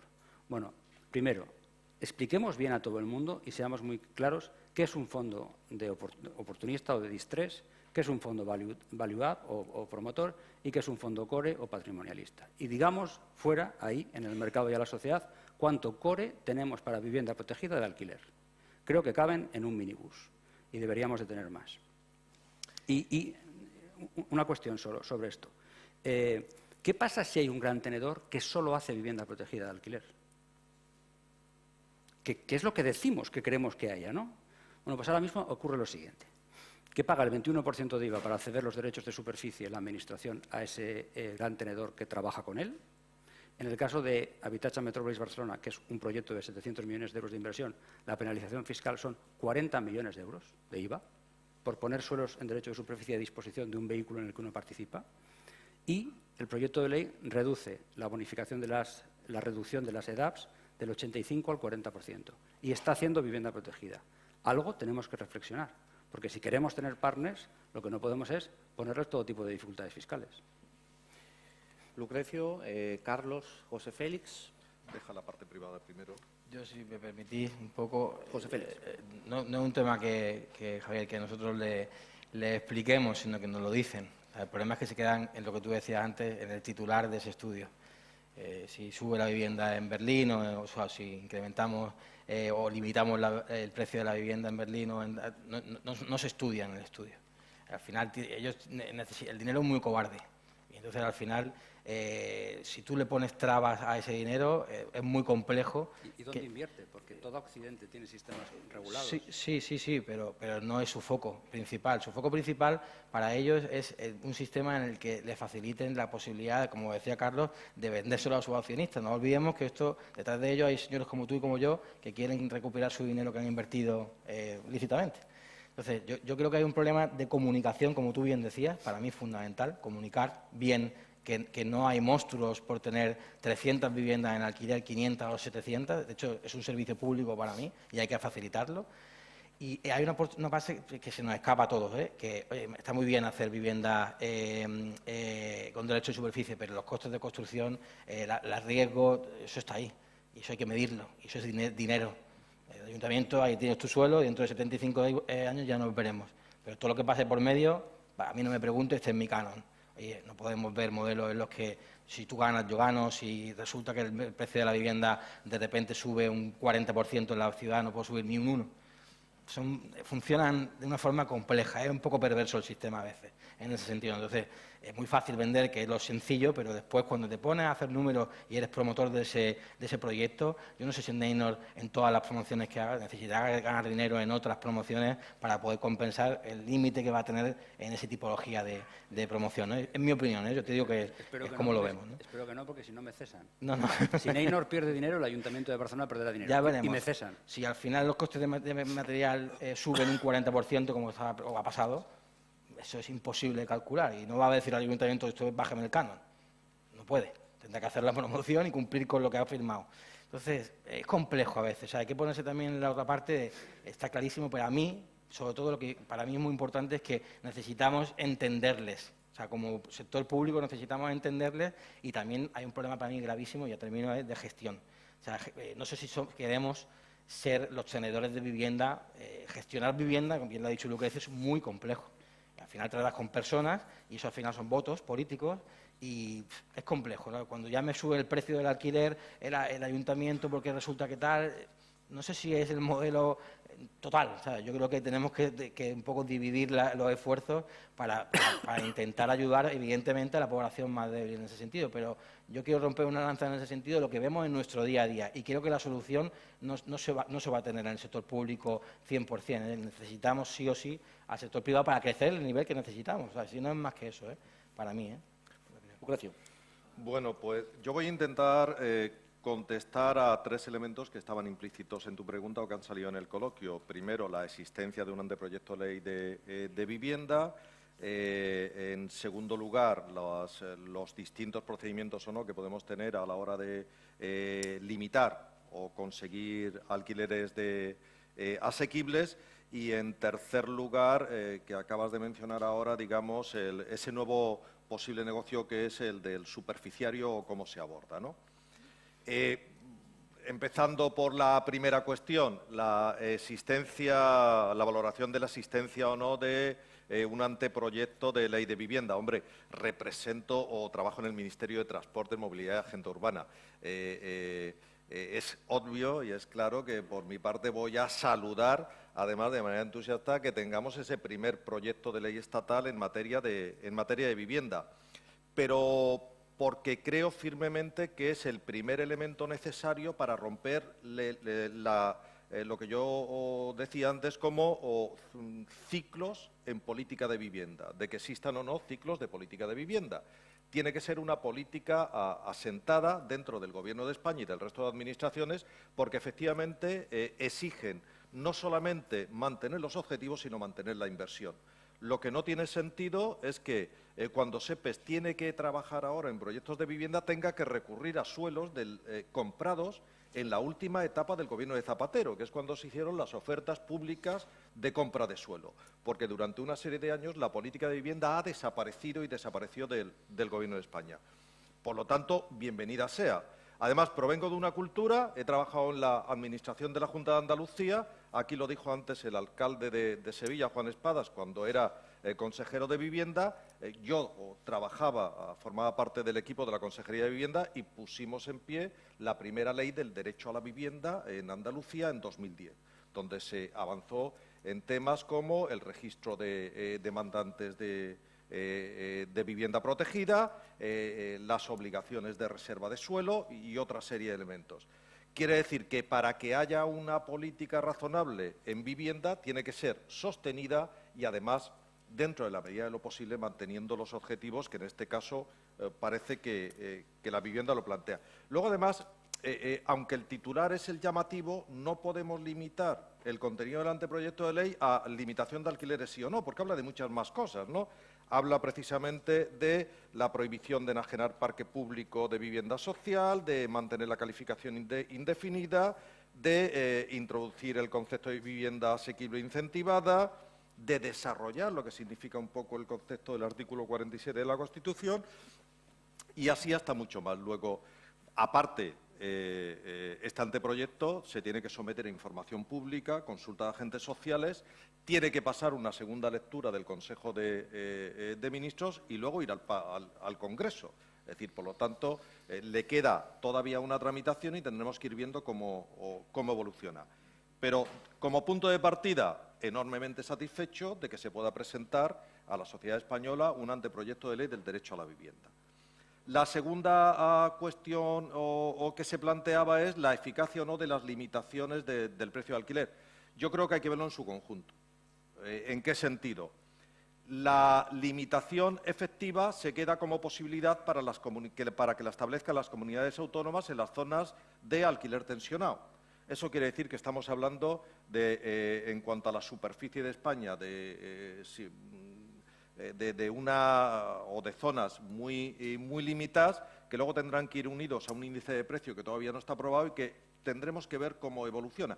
Pero hay otros temas que sí que son de inmediata aplicación. Los incentivos fiscales para quien arriende por primera vez la vivienda, para quien la arriende a jóvenes, para quien la rehabilite. Y, por tanto, yo personalmente creo que incentivos fiscales más ampliación de oferta, por sí solas, deben al menos contribuir de manera efectiva a la contención de los precios de alquiler. Si además conseguimos, y porque no quede más remedio, en algunos sitios limitarlos, pues habrá que hacerlo. Tercer elemento, que es la bondad o no bondad del esquema de derecho de superficie.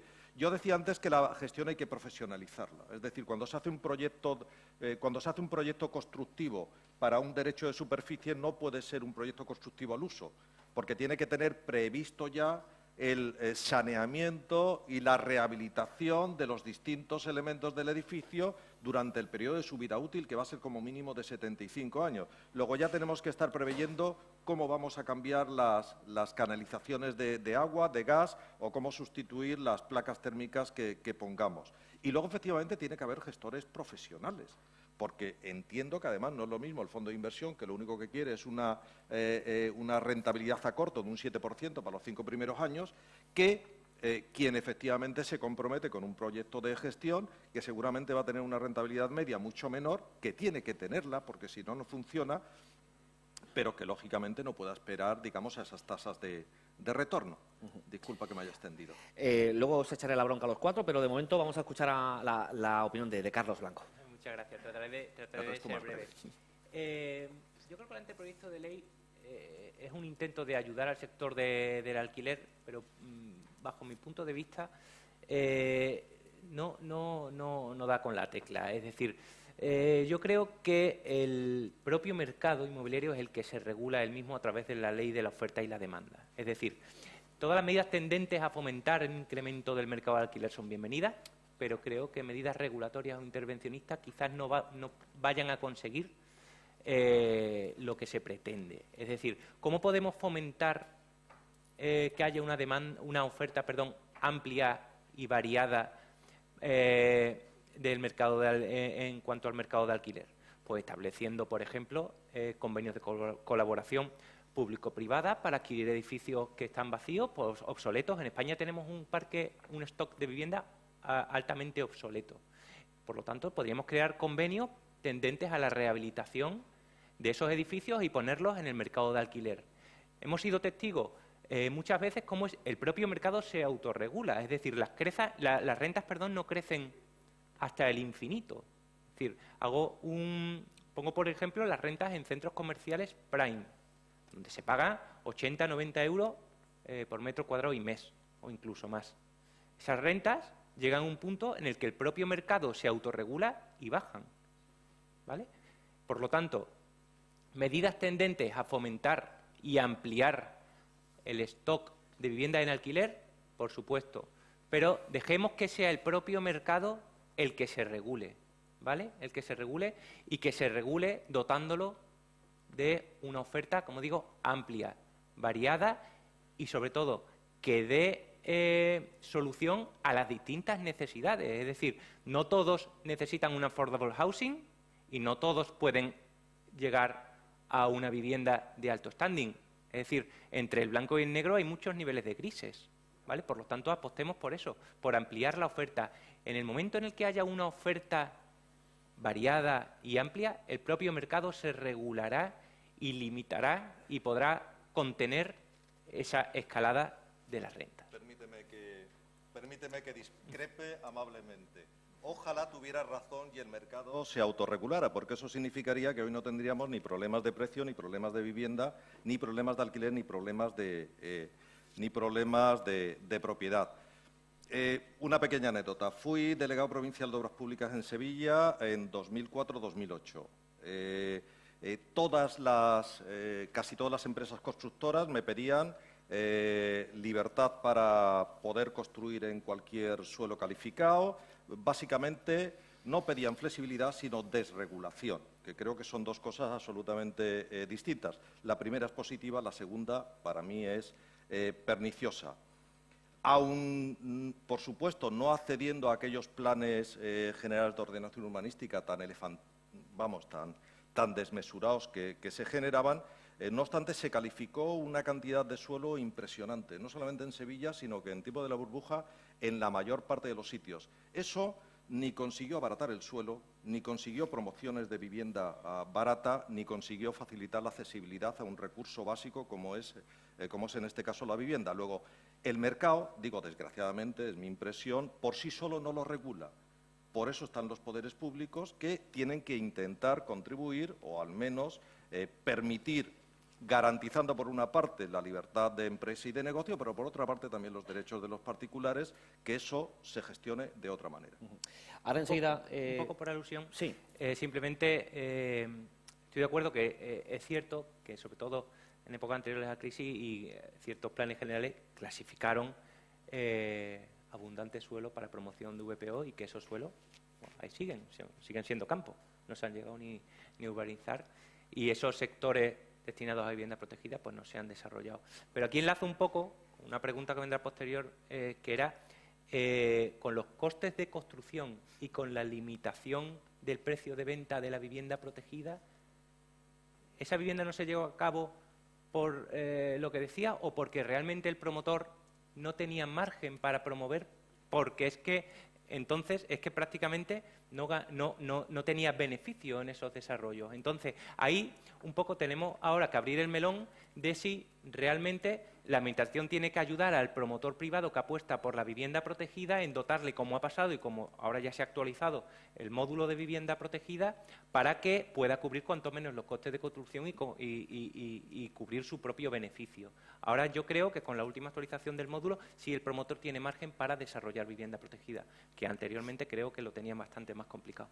Bueno, ahora enseguida le voy a dar la palabra a Javier, que lo había pedido, pero voy a aprovechar para dos cosas. Una, pedirles en la medida de sus posibilidades que las intervenciones sean como en esta parte, que ha sido bastante más breve y más dinámica por nuestro público, porque creo además que a la gente le llega mejor la información, no tiene nada que ver con el interés que despierta sus palabras, que es absoluto y tremendamente interesante. Pero antes de que Javier responda, voy a introducir una nueva cuestión para que la respondan, porque nos han llegado también preguntas de los ciudadanos en torno a diferentes aspectos, también relacionados con el anteproyecto de ley y es sobre lo que le quiero preguntar antes de escuchar a Javier, que es sobre el incentivo de viviendas desocupadas. Saben ustedes que los ayuntamientos van a poder exigir un recargo del 50% a los propietarios que de forma permanente tengan esas viviendas durante más de 2 años y lo que se preguntan los ciudadanos es qué va a ocurrir con esas viviendas vacías y sobre todo, que creo que es lo que a todo el mundo le puede interesar, si piensan ustedes que colisiona el derecho a la propiedad privada con el derecho a la vivienda teniendo en cuenta este aspecto. Javier, por favor. Pues yendo a lo último, la función social de la propiedad de vivienda la define el legislador autonómico, porque así lo quiso el constituyente. Y entonces, bueno, hay diferentes modelos. En nuestras legislaciones de urbanismo y de vivienda tenemos diferentes apuestas, pero siempre y cuando no se toque el núcleo esencial de facultades que hacen reconocible el derecho de propiedad, y eso lo decide el Tribunal Constitucional cada vez que se le lleva un conflicto, pues las restricciones que se puedan poner a mantener propiedades privadas de vivienda prolongadamente vacías, a pesar de haber sido declaradas administrativamente vacías y a pesar de haberles ofrecido medidas de fomento para la rehabilitación y para el alquiler, toda la parte, digamos, más punitiva es perfectamente constitucional y ajustada a derecho. Después hay que ver si es eficaz o no es eficaz. Yo he explicado ya antes que hay municipios con recargo del 150% del IBI, por ejemplo en Guipúzcoa, y esto no está cambiando sustancialmente el planteamiento de los propietarios. Otra cosa sería, pensemos, un IBI de 200 euros pasa a pagar 300. Otra cosa es que te pongan un canon anual de 1.000 euros. Otra cosa, como ocurre en Cataluña, es que determinado tipo de viviendas, si determinado tipo de propietarios las mantienen vacías, son comprables por la Administración, además de sancionable el hecho de estar vacías. Yo ya he dicho antes que creo que esto es un problema de nicho y cualitativo, no cuantitativo. No quiere decir que no haya que prestarle atención, pero yo creo que el foco no está ahí. ¿Dónde está el foco? Y vuelvo a lo que decía antes Carlos, con todo el afecto y el cariño y el respeto. De 1998 a 2008 produjimos 6 millones de viviendas. Éramos un fenómeno mundial. El segundo lugar donde más grúas del planeta había, después de China, era España, que es un país un poquito más pequeño que China. Y el precio de la vivienda subió un 250 y el del suelo un 400%. Entonces, empíricamente hay evidencia dura de la incontestable, que además la hemos vivido todos, como para que entendamos que da la sensación de que simplemente el crecimiento de la oferta no baja los precios y que el mercado no se regula y ajusta. Y ahora no estamos viviendo una burbuja, porque técnicamente una burbuja implica que estás apalancado y que si el colateral explota, pues no vas a ser capaz de sostener el endeudamiento, ya lo sé, pero tenemos un comportamiento de los precios de los alquileres diametralmente separado del comportamiento de los salarios. Y eso tampoco es una virtud del mercado. Entonces, nosotros podemos aceptar que somos lentos, burocráticos, caros, que tenemos interferencias políticas como sector público, aquí hay gente que ha hecho miles de viviendas, podemos aceptar un montón de las cosas que tenemos, pero no nos mentimos. Es decir, sabemos qué sector somos y qué capacidad tenemos. El mismo tipo de reflexión de autocrítica creo que hay que pedirle al sector privado. Entonces, el run que nos metimos del 98 al 2008 fue muy duro y ahora tenemos riesgo de hacer cosas distintas pero parecidas. Y pongo algún ejemplo. ¿Por qué el sector tiene este comportamiento siempre o anoréxico o bulímico? Está de moda no sé qué y todo Dios a esa inversión. Están de moda las oficinas en Barcelona y en Madrid y millones de metros cuadrados de oficinas. Está de moda el Build to Rent y todo el mundo al Build to Rent. Está de moda los digital nomads, que no tengo muy claro qué es, pero ya nos entendemos. Luego te lo explico. Los trabajadores guays y no sé qué y no sé cuál, y que para eso se hace co-living, que, por cierto, la frontera entre co-living y apretujing es bastante estrecha. Bueno, entonces, por favor, que el mercado se ponga como objetivo tener carteras de inversión diversificadas que impliquen productos más a corto plazo y más a largo plazo, más riesgosos y más seguros, porque ustedes generan riesgo sistémico. Nosotros no, porque ya no cabemos en un autobús, ahora necesitamos 3 o 4 autobuses para llevar el sector de aquí para allá. Y otro asunto, ¿por qué empezamos a ver loan to values de más del 80% y nadie dice nada? Porque hay gente que pide créditos y el colateral es la vivienda y se da por encima del 80% contra todas las recomendaciones. Porque nadie nos explica cómo un fondo de inversión compra un paquete inmobiliario que proviene de un banco y lo compran 80-20. 80 el fondo de inversión, 20 el banco no sale.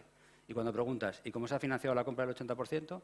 Nadie te lo explica y hay bastantes risitas. Porque llega un equipo nuevo a la Sareb, se sienta con los servicers y le dice, los servicios que ustedes me prestan valen el 50%. Y en vez de generarse un montón de pleitos, dicen, sí, vale el 50% y seguimos trabajando para usted. ¿Y por qué hay promotores inmobiliarios que dicen, yo no estudio ningún proyecto que no tenga una tasa de beneficio teórica de 2 dígitos? Y acabo con la última. ¿Por qué hay directivos inmobiliarios que dicen, en el sector privado, yo me veo en el sector dentro de 10 años, o de 15 o de 20, porque creo que es un sector que tiene que estar siempre?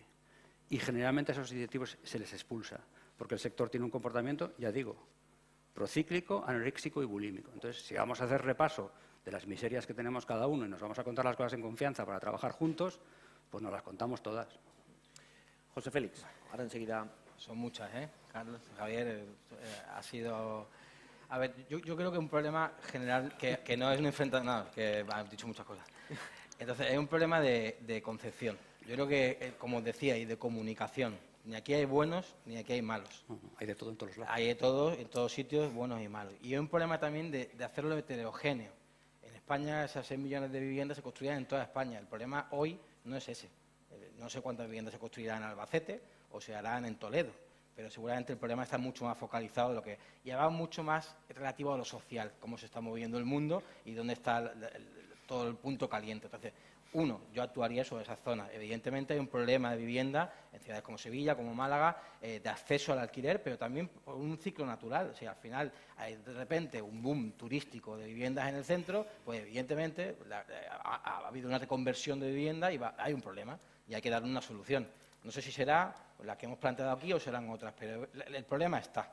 Y el problema del público joven no es solo que de repente haya un boom de demanda en alquiler que le podamos dar. No, que a lo mejor el problema es que este chico no sé si tendrá hijos, pero le gusta otro modelo que nosotros ni soñamos tener. Es decir, convivir con personas, es decir, tener tecnología nada más que llegas a casa. Entonces, toda esa problemática que nosotros vamos muy por detrás y la administración es verdad que también a veces le cuesta entender, oye, macho, yo voy a hacer una promoción para hacer alquiler y tengo que tener determinados temas que ya son actualidad, o sea, una zona para poder teletrabajar o tener terrazas de X metros cuadrados. No, la ley no la coge y tengo un problema. Entonces, yo creo que necesitamos dar un paso más adelante y precisamente lo que tú decías, tener una conversación mucho más abierta en qué necesitamos, oye, ¿dónde te puedo ayudar y dónde me puedes ayudar tú? Sabiendo que no queréis ganar dinero y estos señores que están aquí necesitan ganar algo, mucho o poco regular. Bueno, sí necesitamos ganar dinero, porque si no nos consolidan, ¿eh?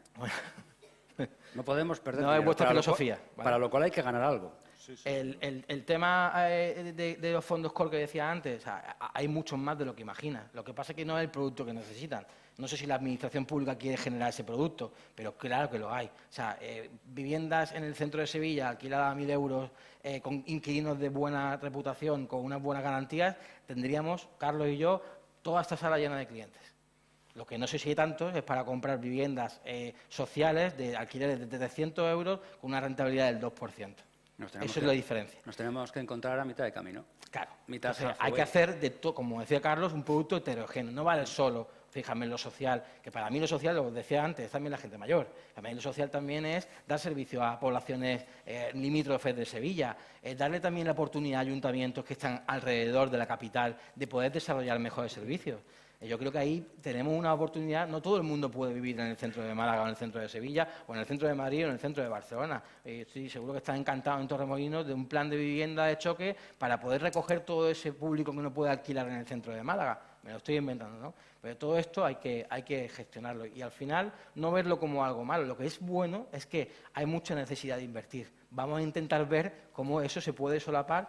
Y ya por terminar, el tema de limitación. Hay muchas casuísticas. Tú decías antes, o me parece que Lucrecio, no es lo mismo construir 500 viviendas para hacer alquiler social y que te tengan los mismos impuestos que el resto de tenedores. No es lo mismo un señor que tiene 5 pisos que se ha ganado con su trabajo que un banco que tiene 400 y que además le da igual que le suba el IBI un 150%. Es que entra por aquí y le sale por aquí. Le da igual, porque tiene dinero para eso y el doble más. Entonces, se podrá quejar, hará muchos titulares, pero no le hace daño. Al que le hace daño es al particular que tiene un piso, y que es donde la ley creo que ha tenido más problemas comunicativos. Entonces, yo creo que hay que diferenciar muy mucho y afinarlo mucho en quién está detrás de cada cosa. No sé en Barcelona si será un caso específico, pero yo sí creo que hay más tenedores de vivienda de los que nos imaginamos, del número de viviendas, personas particulares, que os digo. Entonces, oye, a partir de 5 un grado, a partir de 7 un grado, a partir de 10 otro, a partir de 15 otro. O sea, no se puede hacer café para todos porque no se está bueno. Bueno, vamos a cerrar esta ronda de intervención. Nos falta escuchar a Lucrecio y a Carlos. Nos quedan aproximadamente, tirando muy por lo alto, unos 20 minutos y me gustaría cerrar esta ronda con una pregunta más y dejarles un minuto cronometrado y con calambrazos si se pasan para que pudieran exponer digamos sus conclusiones finales, pero de momento Lucrecio, por favor. Bueno, muchas gracias, Chema. Intentando ser rápido y contestar a tu pregunta, que es un poco también sobre la filosofía de si determinado tipo de limitaciones, en este caso el tema del IBI a viviendas vacías, limita o no el derecho de propiedad. Y a mí me gustaría que, como ese sí que es un tema fundamental y que además atrae numerosos titulares sobre si la ley ataca o no el derecho de la propiedad, me gustaría simplemente llegar al consenso de la Constitución del 78, que habla de la función social de la propiedad. El derecho de propiedad no es ilimitado, ni lo ha sido nunca en el derecho español ni europeo. Es decir, nacemos del derecho romano y hasta para los romanos la propiedad tenía limitaciones. Por lo tanto, no sé ahora a qué viene plantear como una cuestión, digamos, casi escandalosa, si estamos ante limitaciones que desdibujan el núcleo fundamental que el Constitucional reconoce como derecho de la propiedad. Estamos simplemente ante una regulación o trabajo de lo que es la función social de la propiedad. Y luego, simplemente lo dejo en el aire, dos cosas o dos cuestiones que se han planteado. La primera, no podemos estar pensando siempre en lo social. Hombre, desde las administraciones públicas tenemos que empezar a pensar para quién trabajamos. Y trabajamos para todos. No solamente podemos trabajar para quien puede pagárselo. Por lo tanto, necesitamos implementar filosofías, políticas, recursos de colaboración público-privada que permitan que quien tiene escasos recursos, sin embargo, sus necesidades básicas estén satisfechas. Segundo, decía, los jóvenes compiten también con el alquiler turístico. Bueno, en España, y los ayuntamientos tienen la llave, las viviendas de alquiler turístico, habría que empezar por el principio, no son viviendas, son negocios. Y, por tanto, hay que tratarlos como negocios. Y eso desde el punto de vista de la compatibilidad de usos en los bloques, la compatibilidad de usos en los barrios o incluso la fiscalidad. Por lo tanto, dejemos de engañarnos y las viviendas turísticas no son viviendas, son negocios y creo que como tal hay que tratarlos. Gracias. Carlos. Bueno, creo que no hemos salido un poco del motivo de la pregunta y voy a tratar de volver un poco al inicio. El inicio era que si el tener vivienda vacía chocaba un poco con el derecho a la propiedad. Correcto. Y con el riesgo de parecer gallego, porque en realidad soy aquí, me gustaría preguntaros ¿a cuántos de vosotros os gustaría tener 2, 3, 4 viviendas en propiedad vacías? Joder, porque es que estaba pensando, mientras que estabais hablando, estaba pensando, ¿cuánta gente conozco que tiene un paquetito de viviendas y están encantados de tenerlas vacías? Joder, y es que no conozco a nadie, ¿sabes? Es decir, hay alguien que esté encantado de pagar IBI, el seguro, la comunidad y no tener ningún ingreso. No. Entonces, partiendo de la base que el derecho a la propiedad es un derecho fundamental, indubitado, contra el que no vamos a decir nada en contra, ¿no sería mejor, en vez de tratar de penalizar a esa gente o a esos tenedores o a esos propietarios que tienen viviendas vacías por tenerlas vacías, ¿no sería mejor tratar de buscar algún medio para que se beneficien de poner esas viviendas en el mercado de alquiler? Bueno, el anteproyecto recoge precisamente la bonificación fiscal para quienes hagan eso. Luego, primer punto de encuentro. Y hay administraciones públicas que llevan más de 20 años gastándose cientos, si no miles de millones de euros en la materia. Excepciones fiscales, Carlos, ayudas en la rehabilitación de viviendas. Antes, Carlos, ponías un ejemplo que en Andalucía hace más de 20 años que se practica. En el último periodo no soy capaz de afirmarlo, y es ayudas públicas para la rehabilitación de bloques de viviendas con el único compromiso del propietario de tenerlo en alquiler durante 5, 10 o 15 años en función de la ayuda a precios tasados. Luego, ese es un modelo en el que aquí en Andalucía al menos ha funcionado y además estamos muy cerquita en la parte norte de las Setas, donde hubo muchísimos proyectos de rehabilitación exclusivamente a base de recibir grandes fondos públicos para que estén en alquiler durante cierto tiempo. Le voy a dar la palabra a José Félix inmediatamente, porque además la había pedido y quería puntualizar algo, pero voy a aprovechar para exponer la última pregunta, porque además creo que has sido tú el que lo ha planteado en tu intervención inicial y puedes, por supuesto, matizar sobre este debate y contestar a continuación la que yo voy a exponer. Como última pregunta, antes de ese minutito que os voy a dejar al final para que expongáis vuestras propias conclusiones. Me gustaría preguntaros por los elementos de sostenibilidad medioambiental en la vivienda. Creo que hablabas de una vivienda A y una vivienda B. No sé si te referías a esto, pero lo cierto es que hay quien se pregunta, y son preguntas de los ciudadanos, si va a haber una vivienda cara y sostenible frente a otra un poco más barata y menos respetuosa con el medio ambiente. Esta es la última pregunta que yo quiero plantear y, por supuesto, puedes empezar matizando lo que habíamos iniciado en este debate. Te voy a llevar lo contrario y voy a empezar por el final. Como tú quieras. Yo creo que tanto que haya una vivienda más costosa u otra, si lo analizas como precio metro cuadrado como tal, no habrá una diferencia tan sensible en función de los nichos de mercado donde los mires. Lo que sí, evidentemente, es más costosa en cómo consume energía.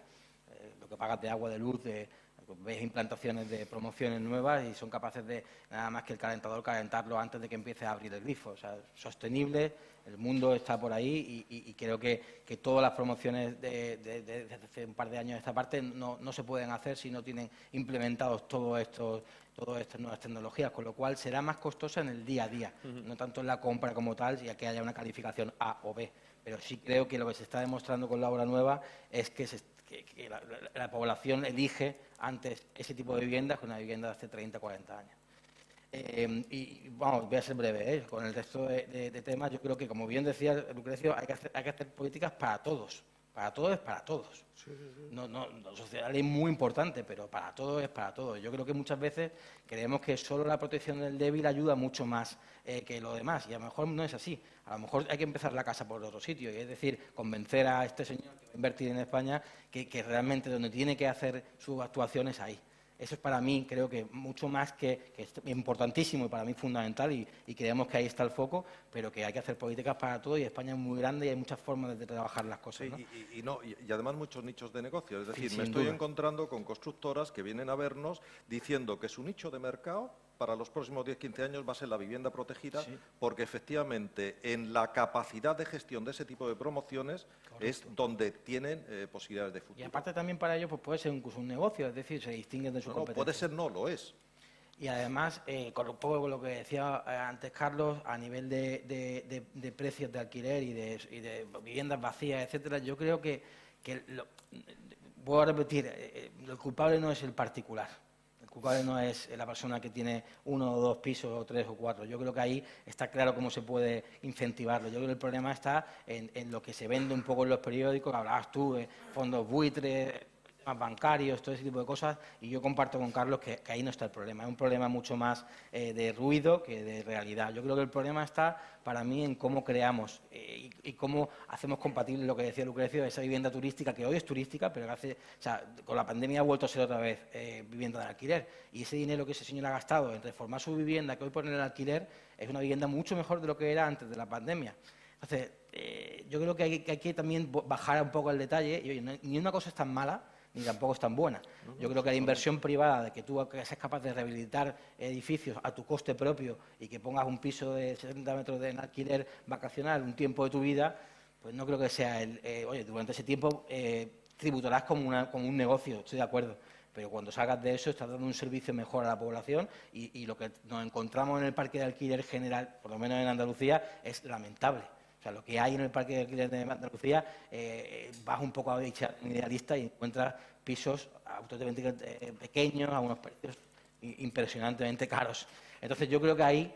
No solo en Sevilla. Bueno, he tenido la experiencia, ¿no?, de buscar pisos en Madrid. Es dificilísimo. Curioso. Por eso os digo que yo creo que ahí también hay que dar una vuelta a que quizás hay que incentivar que este particular pueda reformar su piso o pueda mejorar un poco el servicio. Buscar piso en Madrid, que será el nuevo talent de Telecinco, porque eso será... por audiencias, desde luego, no será. Vamos a entrar en la última ronda, pero quería responder a su pregunta con Javier.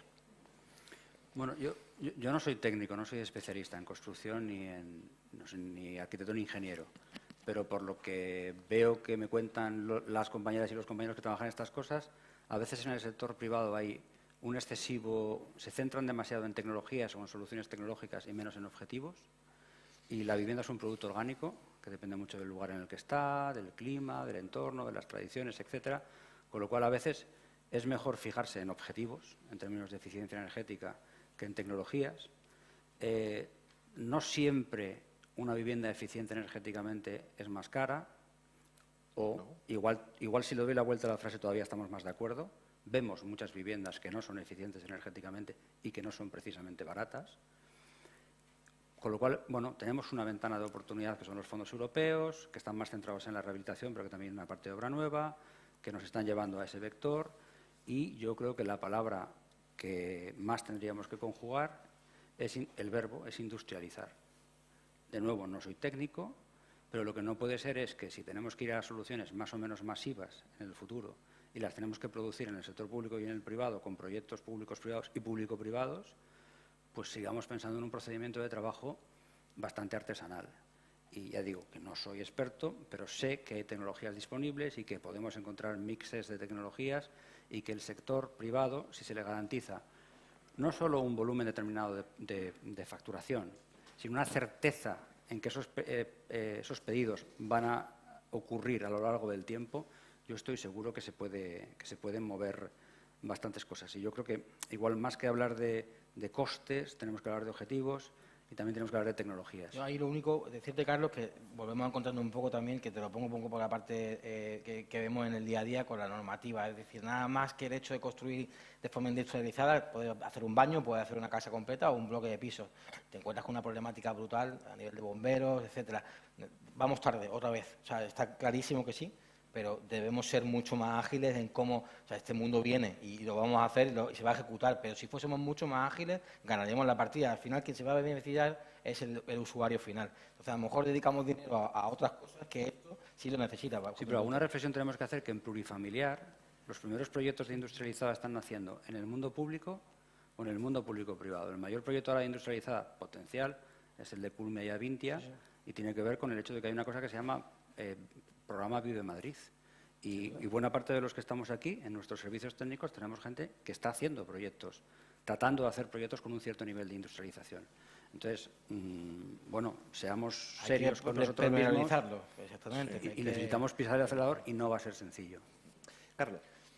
Que cuando hablamos de vivienda sostenible, en realidad, ¿qué es lo que estamos diciendo? Es decir, una vivienda eficiente desde un punto de vista energético es una vivienda que cumple, una vivienda o cualquier otro inmueble que sea usable, ¿no? Es, por un lado, una vivienda que tiene una envolvente térmica tal que demanda poca energía. Por un lado, es demandante de poca energía. Y, por otro lado, que tiene unos sistemas de aporte energético para compensar esa demanda que consumen poca energía, ¿vale? Eso, al fin y al cabo, es lo que es una vivienda sostenible. Es decir, una vivienda que demanda poca energía y que esa poca energía demandada la aportan sistemas que consumen poco desde un punto de vista energético, bien por el tipo de sistema o bien porque utilizan energía renovable, etcétera, etcétera. Bien, ese problema de sostenibilidad o esos requerimientos de sostenibilidad, como he dicho en mi intervención, están solucionados, están reglados para la obra nueva. Ahí, desde el Código Técnico y reglamentos posteriores, se regulan las exigencias mínimas de confort térmico de las viviendas. Para mí, realmente, el problema está en la vivienda de segunda mano, que es lo que hemos dicho. Y hemos dicho que el stock, tanto en Sevilla como en Andalucía como en España, es obsoleto. Por lo tanto, lo que habrá que buscar es un marco normativo, regulatorio, para favorecer que la vivienda de segunda mano pueda acometer esas obras tendentes, por un lado, a mejorar su envolvente térmica. Vamos por la calle y vamos viendo cómo en muchas se están haciendo, pues, por ejemplo, sistemas de reforma de fachada con sistemas SATE, etcétera, y por otro lado, a implementar y a mejorar esos sistemas que aporten de energía. Por lo tanto, yo lo que creo es que habría que incentivar eso, la reforma energética del parque de vivienda ya construido, no el parque de vivienda nueva, que por un lado está, como digo, reglado y que además, como antes ha dicho José Félix, los promotores no solamente apuestan por ello, sino que quieren ir a más. Es decir, ya no les vale a los promotores de hoy en día, ya no les vale con cumplir código técnico y demás normativas concurrentes para cumplir el expediente, no, quieren más. Se certifican con sellos, con estándares europeos, estándares internacionales, etcétera, porque para ellos es un signo de su buen hacer. ¿De acuerdo? Sí, que los accionistas, vamos. Bueno, muy breve. Digamos que el concepto de sostenibilidad en la construcción, como en otros elementos de la sociedad, yo creo que han venido para quedarse, y aquel sector económico que le vuelva la espalda, yo creo que sencillamente le vuelve la espalda a la realidad y, por tanto, o fracasará. La segunda parte, el incentivo a la rehabilitación. Carlos, una buena noticia. Hace 3 semanas el Consejo de Ministros aprobó un Real Decreto donde precisamente se regulaba la rehabilitación energética de las viviendas, con nada más y nada menos que 1.000 millones encima de la mesa de los fondos de recuperación. El objetivo es simple. Actualmente, y tiene razón, en España, entre el conjunto de administraciones públicas y los entes privados no llegamos a 30.000 rehabilitaciones al año. El objetivo es pasar entre 300 y 500.000 rehabilitaciones al año. Esos son los 1.000 millones y que además la clave es la rehabilitación energética de los edificios. Bueno, pues nos quedan 5 minutos. Les agradezco mucho de verdad su brevedad en sus intervenciones. Hemos empezado antes por Javier con esa pequeña intervención inicial. Vamos a empezar ahora por José Félix. Les voy a pedir pues un par de minutos para exponer sus principales conclusiones, que no se me pasen mucho de tiempo sobre todo lo que han escuchado y lo que piensan sobre el tema central de esta jornada y de esta mesa redonda. José Félix. Yo soy un obsesivo de la comunicación y creo que lo que nos falta precisamente es eso. Yo creo que hay mucho ruido alrededor de este sector y del mundo de la vivienda, y creemos que hay muchas veces intereses antagónicos, pero realmente son conjuntos. Yo creo que hay que comunicar mejor, hay que comunicar las bondades de lo que es crear vivienda para una sociedad.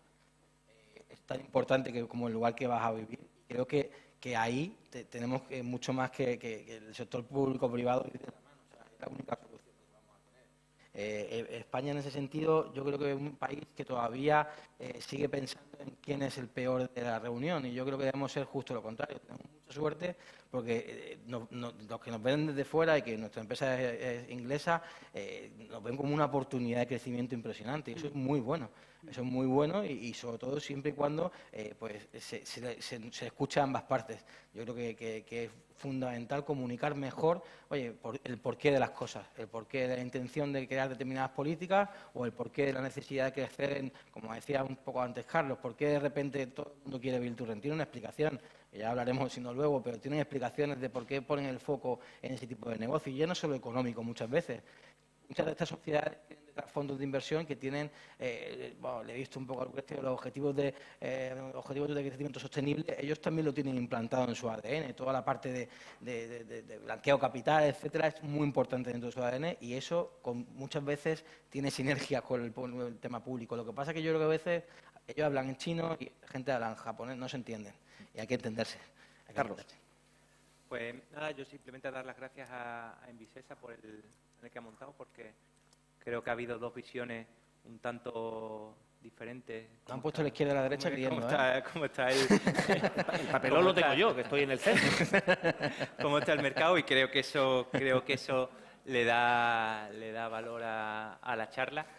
Y yo me llevo más que nada un poco la impresión de que efectivamente son visiones distintas, pero que realmente no estamos tan alejados, ¿no? Es decir, hemos visto cómo un poco los requerimientos que se quieren a nivel estatal, a nivel nacional, ya están implementados de forma regional, y quizás es una muy buena oportunidad para nosotros darnos a valer a nivel nacional y decir, oye, que fijaos que quizás la forma de solucionar el problema a nivel global es como ya lo estamos solucionando aquí, que hay veces también que no nos miramos a nosotros y miramos hacia arriba cuando en realidad nosotros somos los que estamos dando ejemplo. Entonces, simplemente incidir en eso, que no creo que estamos tan distantes, que hay puntos de encuentro y que lo que hay es que tener la actitud decidida de seguir trabajando para encontrar pues una solución que satisfaga y que solucione todo el problema de vivienda que ahora mismo hay. Lucrecio. Sí, yo por resumir un poco las impresiones, simplemente repetir la idea de que la vivienda, el problema de la vivienda no deja de ser uno de los pilares del estado del bienestar y como tal debería tratarse. Eso para mí significa que no debe estar sometido al ciclo del cambio de partidos en el Gobierno de España, o Gobierno de Comunidad Autónoma o de Ayuntamiento, sino que tendría que ser una política permanente, estable y, desde luego, decidida con importantes recursos propios, que tiene grandísimos retos por delante, sabiendo que además esos retos pueden tener respuesta, la mayor parte de ellos, o buena parte, a medio y largo plazo.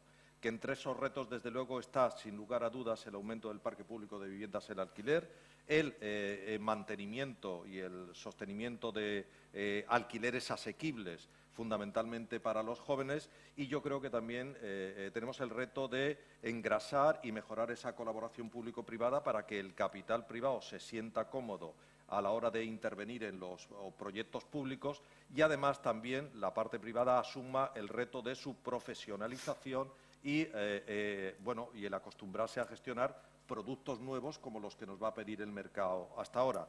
Yo terminaría simplemente diciendo que el reto es apasionante, desde luego requiere el trabajo de todas las administraciones y de todos los, en este caso, factores o intervinientes en el mercado. Y, por tanto, queramos o no, nos guste más o menos, pero estamos condenados a entendernos. Javier. Sí, yo, además de reiterar el agradecimiento por poder estar en esta maravillosa sesión, Carlos y José Félix, CBR y Isabel Aguirre Newman, como sector público de la vivienda, yo os lanzaría el siguiente mensaje, y es: tenemos nuestras imperfecciones, después, si queréis, seguimos comentando en privado, ¿verdad? Pero bueno, es un sector en el que hay entidades centenarias.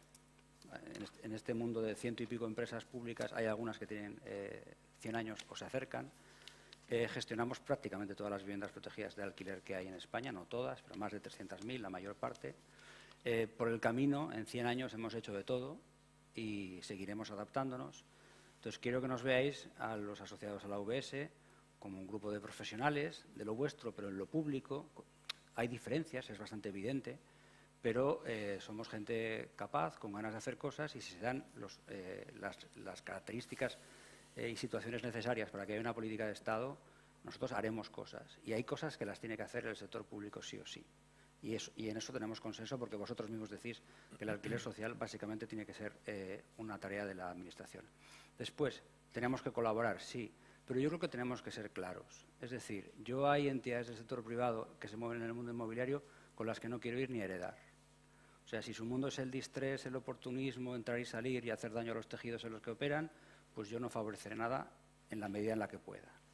Después hay gente con la que, permitidme la analogía, y seguramente esto me va a suponer cancelación, porque ahora mismo hay que ser muy, muy políticamente correcto. Hay gente con la que uno querría salir de fiesta y, si se dan bien las circunstancias, incluso intimar. Entonces, la gente que hace value add y son promotores y hacen cosas, pues seguramente podemos tener alianzas instrumentales. Y hay gente con la que nos queremos casar. Hay gente con la que queremos tener una relación a largo plazo para hacer cosas que necesitan el largo plazo, asumiendo que ningún matrimonio es para siempre, es decir, que puede haber cambios por el camino.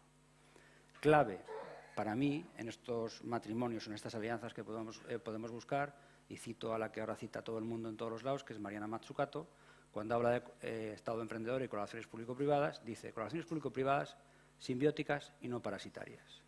El reto que tenemos es definir qué es eso, qué es simbiótico y qué no es parasitario, y qué podemos reproducir a escala muchas veces en muchos sitios. Y yo creo que en el sector privado hay muy buenos profesionales, defiendo que en el público también estamos, y creo que si nos dejan y nos dan las condiciones, lo podremos hacer, y en cualquier caso en la UBS tenéis compañeros de viaje. Y yo tengo un problema, comunicarlo, o sea, para mí es muy importante, ¿verdad? Que muchas veces no se entiende desde fuera esto que estás diciendo, y para mí es clave lo que acabas de decir.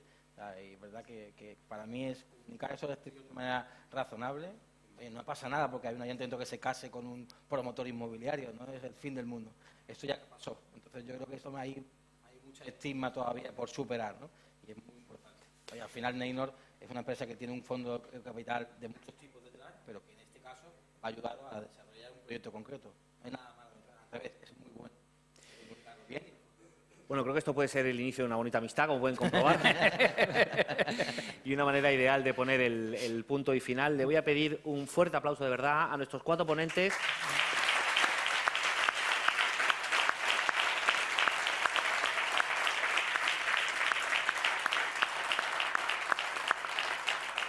A Javier, a Lucrecio, a Carlos y a José Félix. Agradecerles de verdad su atención. Primero, pedirles disculpas a los compañeros de iluminación, que sé que les he fastidiado, pero si me ponía en el centro, en el punto, no se veían las caras, y lo bonito era esto, provocar este tipo de debates. Se nos ha acabado el tiempo, nos encantaría continuar, pero es que esta sala va a ser ocupada por más compañeros, con más ponencias más interesantes, así que en este mismo auditorio, más que esta, evidentemente no, pero como poco igual de interesantes. Les quiero agradecer que se hayan portado tan bien a todos ustedes y que sigan disfrutando. Muchas gracias.